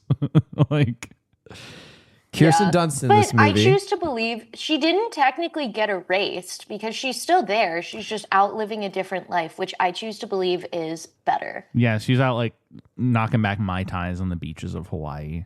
Yeah, that's what I choose to believe for Aunt Nora's fate. Because it really does seem like she just like gets a lot of money from the parents' life insurance. Yeah. And that's how she buys the house. So like I'm choosing she like doesn't have a lot going on otherwise. It's a little rude is what I'm saying that they took this from her. Yeah. And I'm sure she'd That's rather have true. her siblings alive, but at the same time like get it if you can. Right. You know. Yeah. Kirsten Dunst is in this movie. Kirsten Dunst is in this movie. How early is this true. for her? This is I mean, this is like post interview with a vampire? it's post interview with the vampire. She's very young in that. But she's great in this movie. Like, especially When is she bad? like That's what I'm I going don't to know say. how old she is When in this movie, is but Kirsten like Dunst bad? The answer, never. she's like when she like picks up the phone, she's like, "Hi, Judy, is everyone a kid's like, I'm sorry, ma'am, you have the wrong number," and then like hangs up the phone and just like books it. I know. She was just like lying left and right. It made me laugh every time. I was like, why is she just lying like She's that? a great liar. To everybody. It was hilarious. So Like, good. oh, they died like this. They died like she was so drama and I loved it. I was there for it. The story that she kept pitching was that they were involved in peace negotiations in the Middle East, Yes. and the sheik firebombed them or something. It's Yes. crazy. Everyone's like, that's not true. Oh That's my simply God. untrue. She's like, whatever. That didn't happen. That's not true. But no, Kirsten Dunst is great in this movie. Amazing. This is post interview with the vampire, and 1 year. and Little Women. Okay. Because we talked about her with Little Women before. Yeah. This is pre Anastasia though. Bonnie Hunt. Bonnie Hunt is in this movie. See, like they don't feel like they don't give Bonnie Hunt that much to do, other than be traumatized. She's the little girlfriend, Sarah, right? Yeah, she's Sarah Whittle. Sarah Whittle. Okay, can we talk about how funny her lines were though? Where she was like, "I went to therapy for this." For 26 years. It's like, Alan, I spent 2,000 hours in therapy to show myself that board game does not actually exist. Yeah, think- I love that. Like the women in this, like the adult women, were so grounded. I feel like they were like not having any of this nonsense. Like Sarah Whittle was like, "No, I know this is not real." She's like, I'm a responsible, level-headed person. I'm having and then a psychic Nora was episode. just like, "What the damn hell's going on here?" That, And when was she just is like, on the "We phone, gotta get back." like with her therapist, like voice machine. It's like, hey, remember that boy from 26 years ago from that thing that never actually happened? Oh boy, I think we need to up the dosage right now. Like, I know. great. Like all this stuff in the Hilarious. beginning, she's hilarious. Yeah. And then it's just kind of like, my whole thing is like, you are forcing this woman against her will. First off, they kidnap her Yes, because she collapses this is true. at her house. And then it cuts to a scene where they're just carrying her into like the Parrish house. Yeah. Force her, like Robin Williams tricks her into rolling the dice, further traumatizing her, in which carnivorous plants attempt to eat the boy. The boy. Boy. At the end of the day, this is a story about trauma. Yeah, Yeah. That's what the movie's about. The CGI is just like a fun little sprinkle on the top. Yeah. Every movie is about trauma, Every movie's about trauma at the end of the day. Yeah. Yeah. including A Bug's Life. It was just like I don't know why I said A Bug's Life. they're forcing her against her will to like play this game. And like to my knowledge, like it never felt like there was like a scene where she like turned around to like being like okay with this. Like it just seemed like after the stampede scene and like the game gets taken, she's from that point on, she's like locked in on board with the whole thing. Yes. But there is no scene of just like, hey, like we got to finish this game. Okay. Like, and she's like, okay, fine. Like right? Am I crazy? Like, I don't think that's in the movie ever. No, she Yeah. like really does not get much to do. Like, Yeah. acting wise in this movie, Yeah. she's kind of just like Van Pelt is given more to do than Bonnie Hunt in this movie. I kind of think that like, Bonnie Hunt's character is kind of extraneous. I kind of think maybe you get rid of that character, and just have it be Robin but then and the it's kids. not a love story. Then it's not a love story at the end of the No, day. Kirsten Every Dunst movie falls in needs- love with her brother. I don't know. Ew. What? Why? Why did The you face Francis just gave me. go? Why did you go there? It's just like I never saw you as a monkey before. Absolutely not. Absolutely not. Because like Strike that from the record. Yeah. No, like her whole like plot line just is she doesn't even have a plot line. And I like Yeah. I like Bonnie Hunt. Bonnie Hunt's great. It's just therapy. It's her plot line. Her plot line is just like I thought I was crazy and you ruined my life, and now I'm realizing, oh, I wasn't crazy. And like, damn, maybe we could like get together. Yeah, I'm gonna go back to being maybe we 10 could hang out again and sometime. relive Yeah. my life. Yeah. Like I kind of think you just get rid of her. I don't know. I mean, like, it makes sense that, like, I mean, one of the things that's like, obviously, like, you can't, Jumanji, I'm assuming from a board game perspective, is a 2 to 4 player game. You cannot play this solo mode. You must have another player Yeah. with you. So, Yeah. in that kind of context, there is no way that young little Alan Parrish could play the game on his own and get stuck in the board game without another person in the room with him Yeah. to see him. Sarah Yeah. Whittle being that character, it makes sense in some way that like she's there and like instead of like rolling the fucking dice and reading what the board says, Yeah. instead she's like traumatized and she gets chased by bats and then Alan, just has to wipe his ass using banana leaves for 26 years. You can write around that. Well, if I'm you saying need to. like, what is the right around? It's like The right she's around dead. is no. The Yeah. right around is he's playing the game and he rolls the dice, and his little thing moves itself, and then the dice just like kind of flip over, and one of the other pieces moves itself. And now like Jumanji is playing the game. It's as well. Whoa, that's And then a like lot of work. No, it's like it's easy, and then like Yeah. you add a level of threat to the movie that there is a fourth piece that is moving itself, and you have to beat that piece. Like the game is okay, also I'm playing. caught up If now. the game I'm gets caught to up now. Jumanji before you, all this stuff I thought you were just stays. implanting like Oh, a piece that's of cool. like And, this is like, how we a get stuck in the ticking jungle. clock. But Yeah. no, you add a is ticking clock element. It adds like a nice kind of level of threat to the whole movie, and you were able to get rid of the whole Bonnie Hunt thing that the movie doesn't need. Yeah. That's my fix. Okay. I like it. I like like it. that. Because That's good. now we That's have a cool. threat besides just because the only threat in the game in the movie really is that they just keep losing the board game. Yeah. Yeah, And- and, but then- like but then these once they- critters are like terrorizing the town. Yeah, but then like all this stuff just keeps happening. But it's like if they had, as long as they have the game, they can just keep rolling, and eventually Yeah. they'll get to the end, Yeah. and then the game's done. Yeah. I do like that because, like, then you That's maybe it's the cool. whole thing. It's like, what happens if Jumanji wins the game? It's Yeah. like, Yeah. what happens then? It's like, all this stuff stays. I don't know. I don't know. The game explodes. Yeah. Shrapnel just. We just are perpetually in Jumanji. That's Jumanji enters the world. that's my fix for how you like clean up this movie a little bit. I was gonna go somewhere very like dark and similar in the sense of like, no, Bonnie's just dead. Yeah, she killed herself after. No, that'd be awful. That would be pretty bad. It's not family friendly. It's not family friendly. They're It's like not a family movie.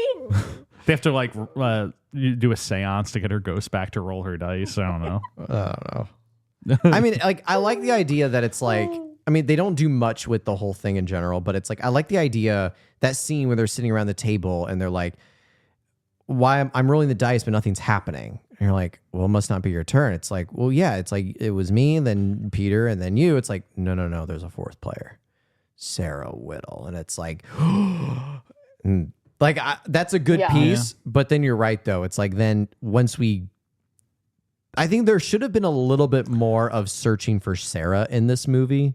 Because they just like go to her house. They go to her house and she's like, yep, me. There. Like, I think there should have been like a whole bit of like, call her up. Like, she's living in New York.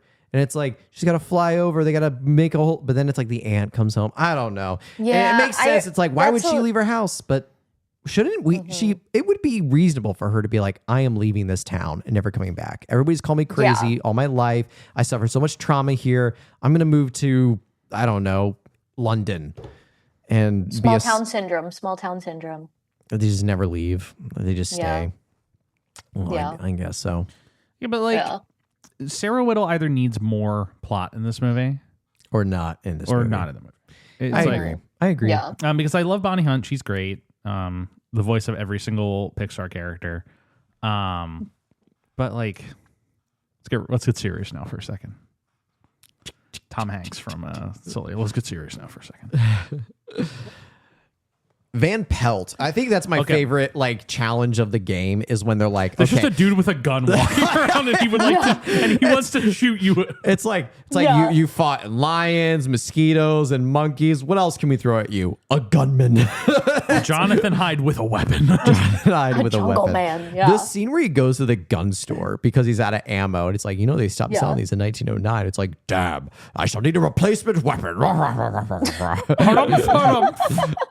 And then like it's like the class, it's like it's the 90s, and he's like, how about we take extra shilling and we forget the name. This dude, Jonathan Hyde, incredible late 90s villainy run. He's having so much fun in this movie. Stops being in major movies for like a decade and a half.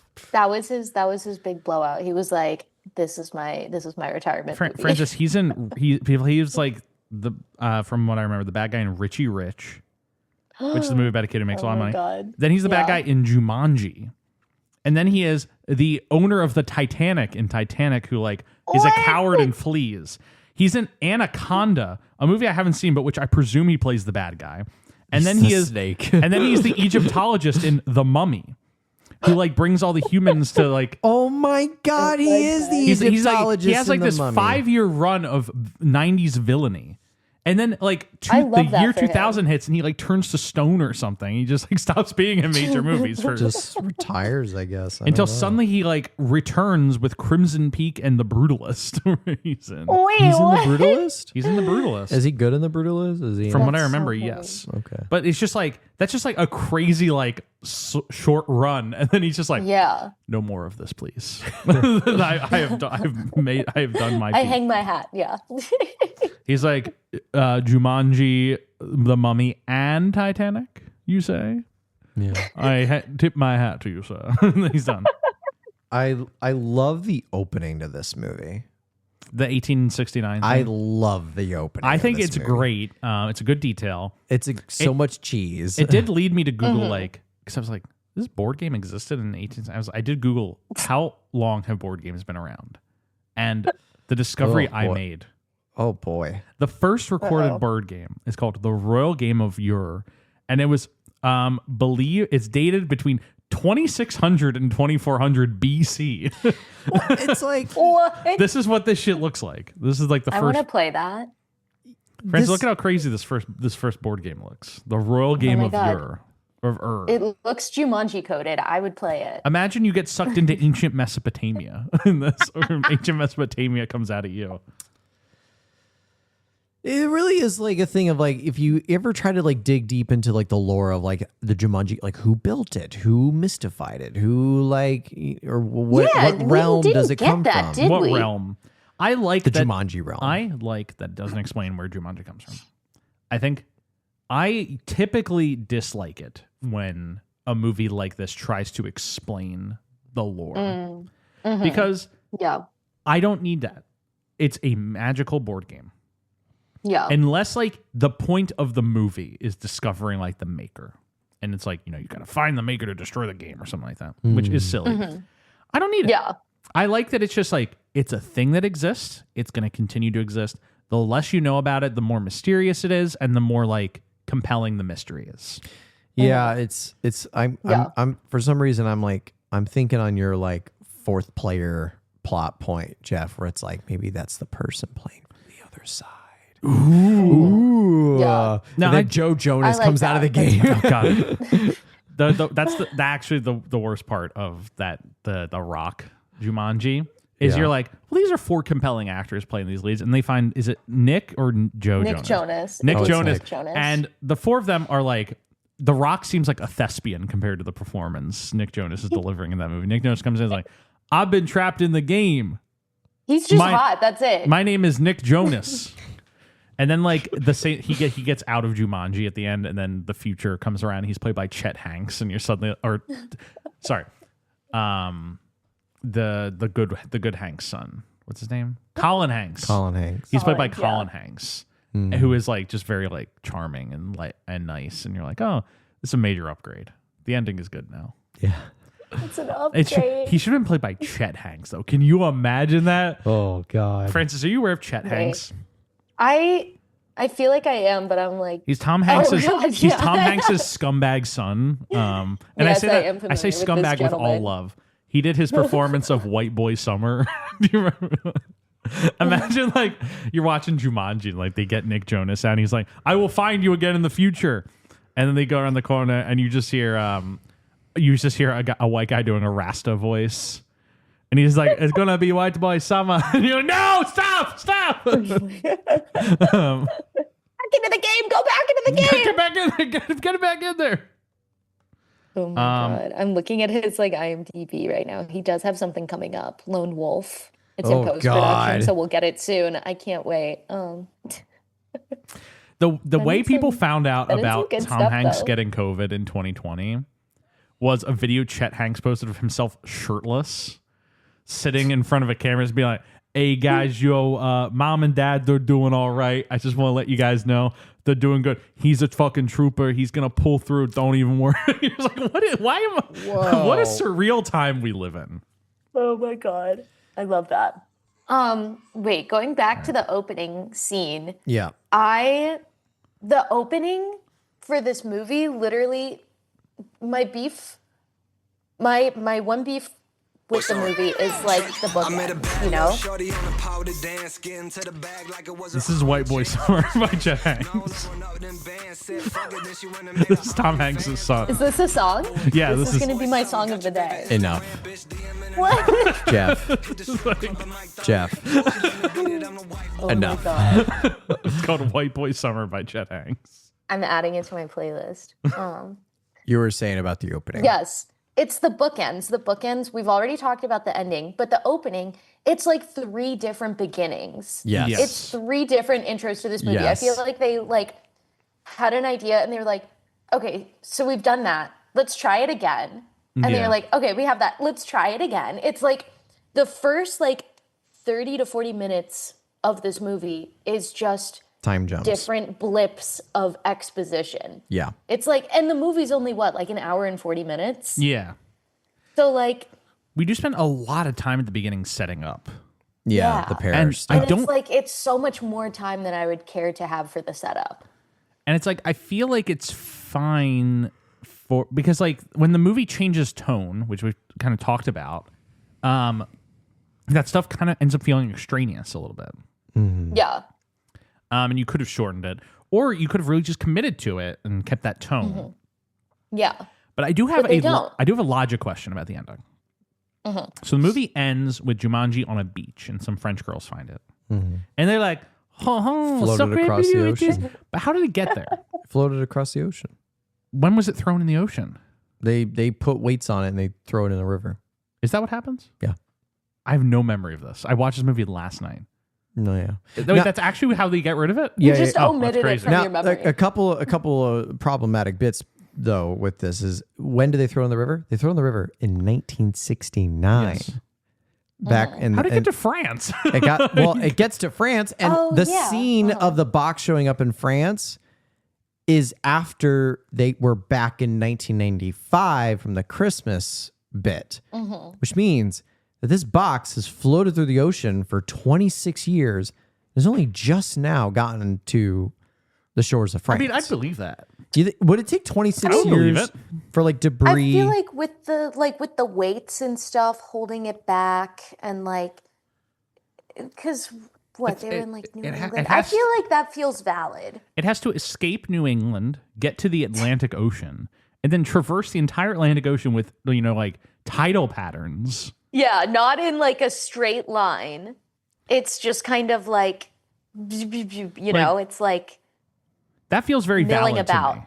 That feels like a very valid quest for the Jumanji's Jumanji working to me. hard. Jumanji's Jumanji's the character with the most grit. But like, it feels like a short-sighted effort to get rid of Jumanji. It's just throwing it in the ocean, right? Okay. Yeah, but So- I mean, they did the burying thing. Clearly, Yeah. that didn't work. Yeah. So They need to destroy the box. What if it's like yeah, you cut to the bomb test from Oppenheimer scene, and like they just have Jumanji like at the base of the tower. It's just like they're like, how do we get rid of it? And you just got to built a big bomb. You hear like the Oppenheimer music. Cillian Murphy's in the bunker. They have the Jumanji thing below the tower. Till somebody builds a That'd be bigger Jumanji. crazy crossover. That'd be So, a crazy according to crossover. Google, some containers have floated across the Atlantic in as little as 15 months. One individual attempting to float across the Atlantic in a barrel-shaped capsule spent around like 2 to 3 months. Well, look, the thing is, it could have been in France for a while, or it could have been at the bottom of the New England River for a while. Yeah. Who's to say? What clearly I it also took. counter with perhaps it washed up on another shore somewhere else. Mm. Someone was like, "What is this? Nah, board game. I don't care. I don't care about Tossed board it back in." Was that a yeah, Russian? Back in the ocean. yeah. the Russians were like, we don't give a fuck But about then it this. somehow makes its way back across the Atlantic for Jumanji It's- to Welcome to the Jumanji's Jungle. had a little journey. She's had a little journey. Um, That little box, that little board game. That little board game. Can I know Couple works hard, but Jumanji works harder. Jumanji works harder. I know we've been bouncing around a lot of points. But can I just really important bit that I really need us to get to? Yes. Francis, are you Zathura-pilled? Zathura-pilled. Wait, what? Zathura-pilled. Have you seen the 2005 film directed by Jon Favreau, starring Josh Hutcherson and some other little child actor? Zathura. I don't believe so. How do you spell that?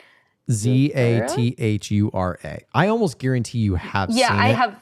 I do not believe that I have. It looks familiar, but it also does not seem like the type of movie that I would have watched when this was coming out. To be fair, I was also 2 years old when it came out. So The writer of this Also wrote the short story. The book. It is raining. oh outside. yeah, Chris Van he just Allsburg. does some little goofy stuff, huh? He just like writes a sequel where it's like it happens to them again. Like it's just like they open up another board game and oh shit, the same thing happens. It's like Only this one's in space. yes, This one's a space board game. Well, they didn't give him the rights to a proper Jumanji sequel, so he decided to forge his own path. I just like that. It's just like it just happened again. Jeff, are you Zathura-pilled? I watched Zathura once when I was a kid. I have no memory of it. The thing is, I remember the robot exploding at the end. the main beef I have with Zathura is on the author's part. What was it? Chris Van Allsburg. Chris Van Allsburg. Because you're writing a sequel to Jumanji, right? Yes. And this is his sequel idea. You ready? They find a board game. This is what I'm saying. It's just the same thing happens again. These two brothers who don't like each other, two siblings, okay, in modern day. They find this board game. They start playing it. And then a little card comes out of the socket. Something crazy wacky happens. A robot comes to life or a lizard monster attacks them. They soon find out that their house is floating Frances in feels space. like she just had a discovery. Okay. All right. No. I did. Wait, no. You're in the middle of something, which is why I'm holding it. Okay. Finish your So- thought, and then I'll tell you my discovery. So, yeah, their house is floating in space. They find out we have to continue playing this game. One of the little boy, the younger sibling tries to cheat and gets rightfully punished for it. They bring back an old companion who was a previous player who has now been lost in the game for many years and has become a grown adult who carries secrets of the past to help them finish the game. An unwilling female participant gets dragged into the game, Kirsten Stewart. And the game finally ends with all the family reconciling all their differences. Chris Van Allsburg. He has a type. Just because it's in fucking space does not mean you can literally reprint the same fucking. That being said, the movie goes hard. The movie does go really hard. He found his thing that worked for him, and he made it work. I've heard he some- worked it. He juiced every last bit of that fruit. I've heard it some sounds people like. say, I am not one of those people, but I've heard some people say that Zathura is the good version of 1995 Jumanji. Oh, Let's relax a little bit. I'm Yeah, not the whoa, one whoa, saying whoa, it. whoa, whoa. I I'm don't just think saying- Jumanji is like particularly good or anything. Like I I'm not liked saying it. like I'm not no like it's fun, it's fine, it's whatever. I'm not saying I'm like Jumanji pilled or anything, but like let's not be throwing around crazy sentiments like Zathura is the improved Jumanji. Like, it's not Francis, you had discovered something crazy that you were holding back. yeah. What was the thing? Wait. So I'm on the IMDb. Wait, is Zorgon, is that the robot or Zorgon, something? I think, is the lizard king. What? Okay. Well, what does this Zorgons. lizard Zorgon? Yeah. What does Lead this Zorgon. what does this Okay. Oh, okay. So this might not be as exciting then. But I'm looking at the IMDb, I'm looking at the top cast, and in the top cast is this stunt coordinator who I know, who I worked with, who played a Zorgon, and so I just lost my mind a little bit. I was like, no way, it's the same guy. And yeah, so I know a Zorgon, which is You pretty do know. cool. Text him that right was now and be my- like, tell me your Zathura stories. yeah, I'm gonna be like, yo, Jeff, we gotta talk about this. We gotta have Zathura a business. special Zathura episode. Listen. We need to talk about this. To That was my crazy discovery. I thought to that- Thura. What's the sequel? Yeah, since it just says Zorgon, I thought that he was the physical being of some big bad guy. So it's not as exciting as I thought it was. It but appears as though there perhaps are- when I watch the movie, it'll be more exciting. It appears though there are a variety of Zorgons in this. Yeah, movie. I'm seeing this now. I am looking deep into the IMDb page, and it's not quite as exciting as I thought it was. But I still think it's pretty cool. I'll take it. I still think it's cool. Anyway, that was a nice need to watch sidebar. That was a nice tangent.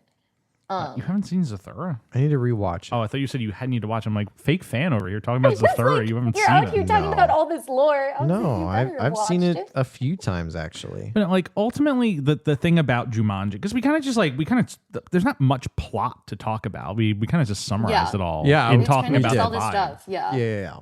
Yeah. Like Jumanji, the thing ultimately about Jumanji is it's a huge success. Like, it's like As well, it should be. that's why Honestly, as that's it why should we're be. talking about it right now. Yeah. I mean, it makes like $200 million at the box office Same. off of $262 million. yeah, off of like a $40 million budget, I think. Yes. Off the dome, man. Off the dome.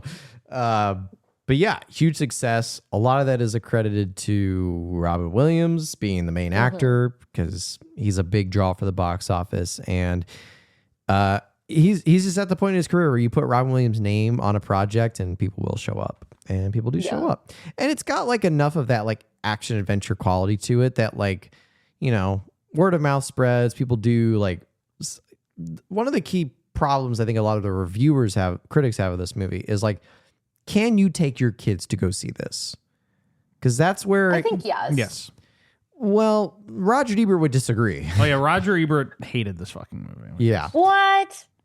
Yeah, he said that this movie was like too lighthearted to be taken seriously, but too scary to have kids enjoy it. What? Which, like, Blasphemy. I will say for the audience of like 1995, All right. seeing the giant, I'm leaning in. like Leaning in. I got thoughts. carnivorous plant pod, that did scare me as a kid. I will say, the big giant. Can I be straight up? Be straight up. It is all right for kids to be a little scared. I think it is good and healthy to be a little scared. Now, obviously, I was thinking like, what kind of like softies does obviously he want in the world? don't show your kids like Nightmare on Elm Street, like Or something Saw. like that, or Saw. Of course, don't do that. Valid.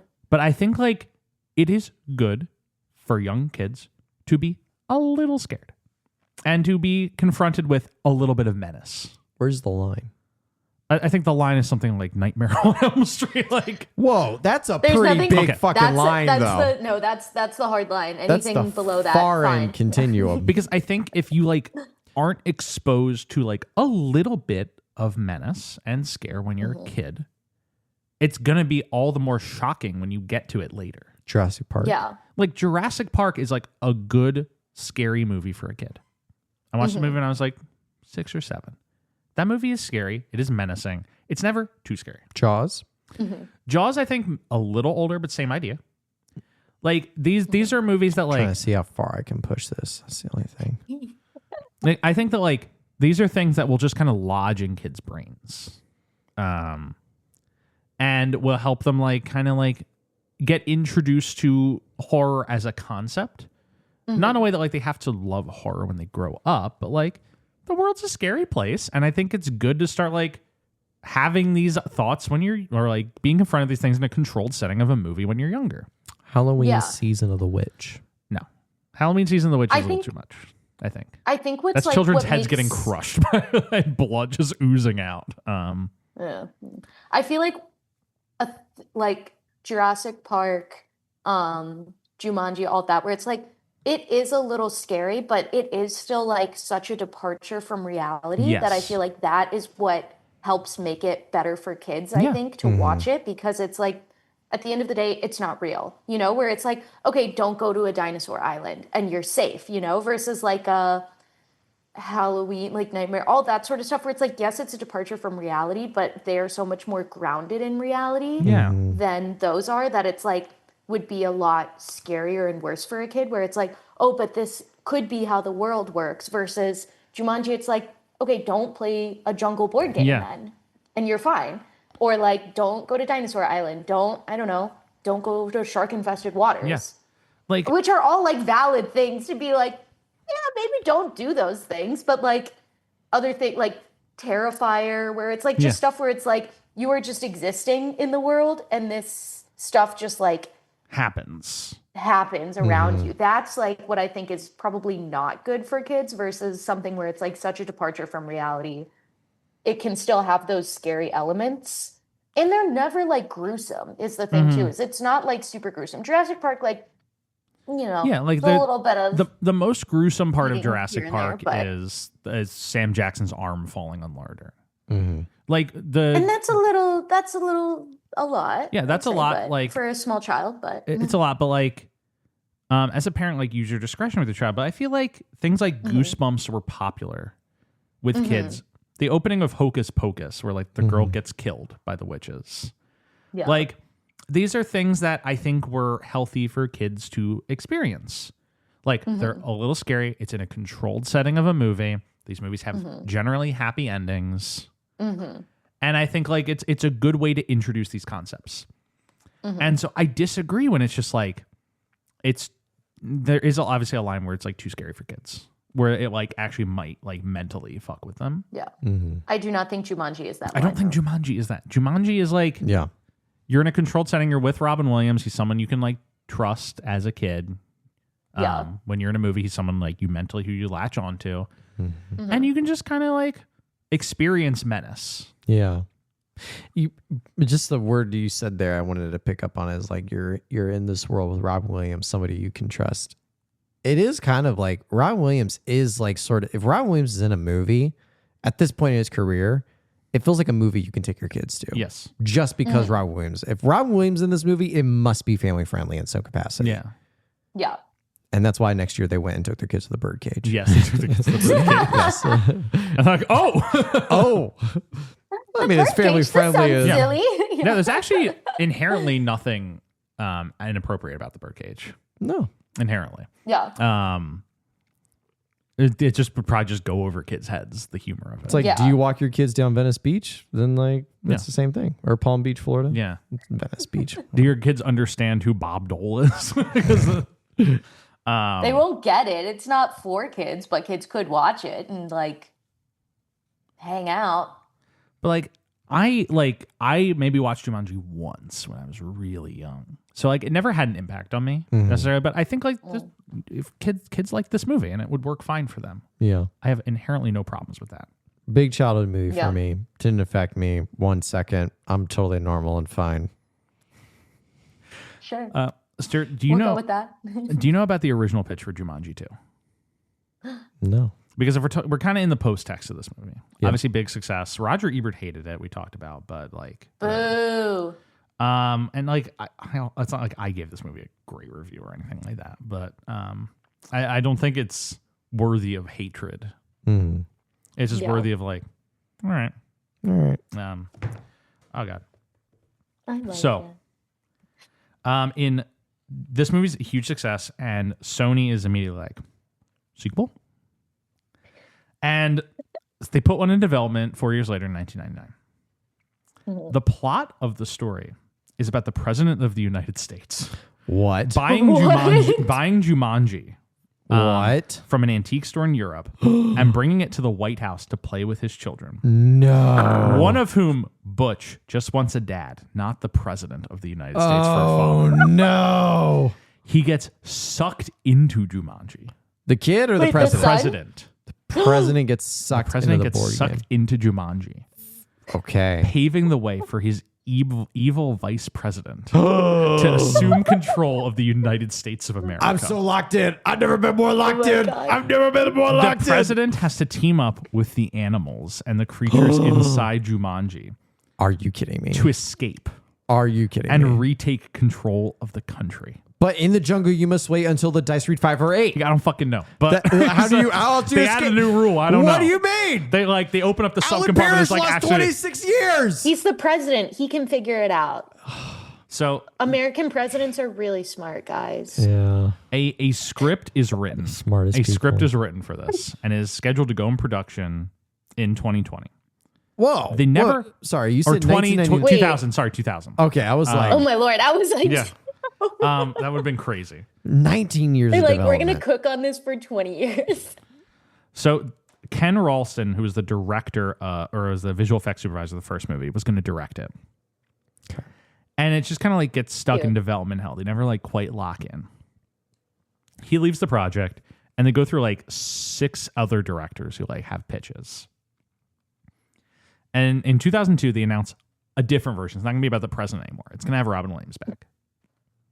They open the game again. I don't know. Okay. Robin Williams is the president. Oh, fuck yeah. Alan Parrish, 20. Jumanji 2 should actually just be like a domestic drama about Robin Williams, and the game actually never appears. It's just like, what's the next few years of his life like? The game is just like following his story. Honestly, though. Robin doesn't want to do the sequel. They can never get him to lock in on it. And Sony just Bad. ends up canceling the idea of Jumanji 2 and makes Zathura instead. They're like, the guy wrote another book. Let's just do that. Yeah. And then like 10 years later, they're like, well, we're going to remake Jumanji in 2012. And they keep saying, we're remaking Jumanji, guys. Get ready. It's coming. 5 years go by. They just They're keep, like, they get keep ready. insisting we are remaking Jumanji.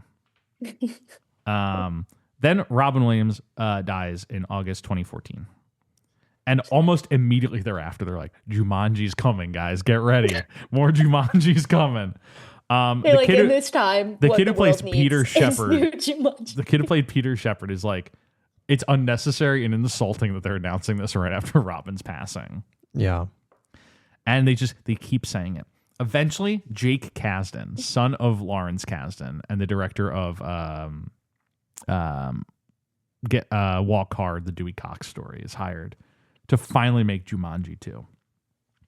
And he connects with the main collaborator of this movie, who posts one of the more insane videos on his Instagram, where Dwayne is just like, guys, let me tell you, when I was a kid, when I was a young man, the most important thing I ever saw was Jumanji. I don't know if you guys have ever watched a Dwayne Johnson Instagram video. No. Every one of them is like, anytime he announces a new movie, he like decides, instead of just being like, hey, I'm really excited to make this movie, it's always just something like, Jumanji has a legacy that will impact the entire world. And it's important that we're going to do right by the fans and make a Jumanji sequel that connects to you and is in honor of the living, of the late, great Robin Williams. I got to find this video. It's crazy. This sounds so cringe. Yes. That sounds so on brand. I'm sold. I'm hooked. And then they're like, is it a sequel or is it a reboot? And he's like, yes. And they're like, Dwayne, what do you mean? On his I'm going to see how far back I got to scroll. You probably have to go back pretty far. Oh my God. This is not worth the time. No. He posts so much. Dwayne Johnson's He's like a social media menace. Too much posting from Mr. Dwayne. But yes, they announce Jumanji, Welcome to the Jungle. Which ends up becoming like a mega success. Makes a lot of should. money. Yes. It does make I a love that. lot I've watched of money. it too many times. It becomes a mega success. It opens the same weekend or the weekend after Star Wars The Last Jedi and ends up being successful counter-programming. Yeah. For all the people who can't make it into the theaters to see The Last Jedi because it's sold out, they all want to see Jumanji. And then all the people are like, well, Star Wars is a little too adult for my kids. I'll take them to Jumanji. And Jumanji, Star Wars makes like 1.3 billion, but Jumanji makes like almost $900 million. It's great. It makes some insane amount of money. $962.5 million, the fifth highest grossing movie of 2017. Oh my gosh. What? And they're like, everyone's like, where the fuck did this come from? Like, I didn't know there was such a fervor for more Jumanji.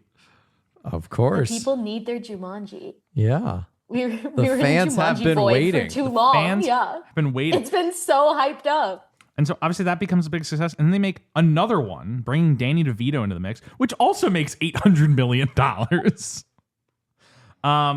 Anyway, it's just like, it's really funny to me that like there was just a hidden fervor in the culture for more Jumanji. Yeah. The people yearn for Jumanji. They do have The children yearn for Jumanji. Yeah. In that Jumanji Welcome to the Jungle, they do have like a small little callback to Alan Parrish. Yes. That when they're in the Jumanji jungle, it insinuates that like, isn't it like his little hut or something, that right? like his little hut that's got the carving like Alan Parrish or whatever.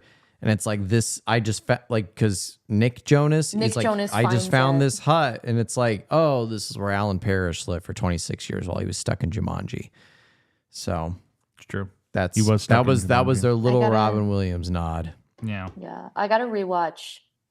That was them doing justice for Robin Williams. But They're that- like, yeah, we crushed it. Yeah. But that is 1995's Jumanji.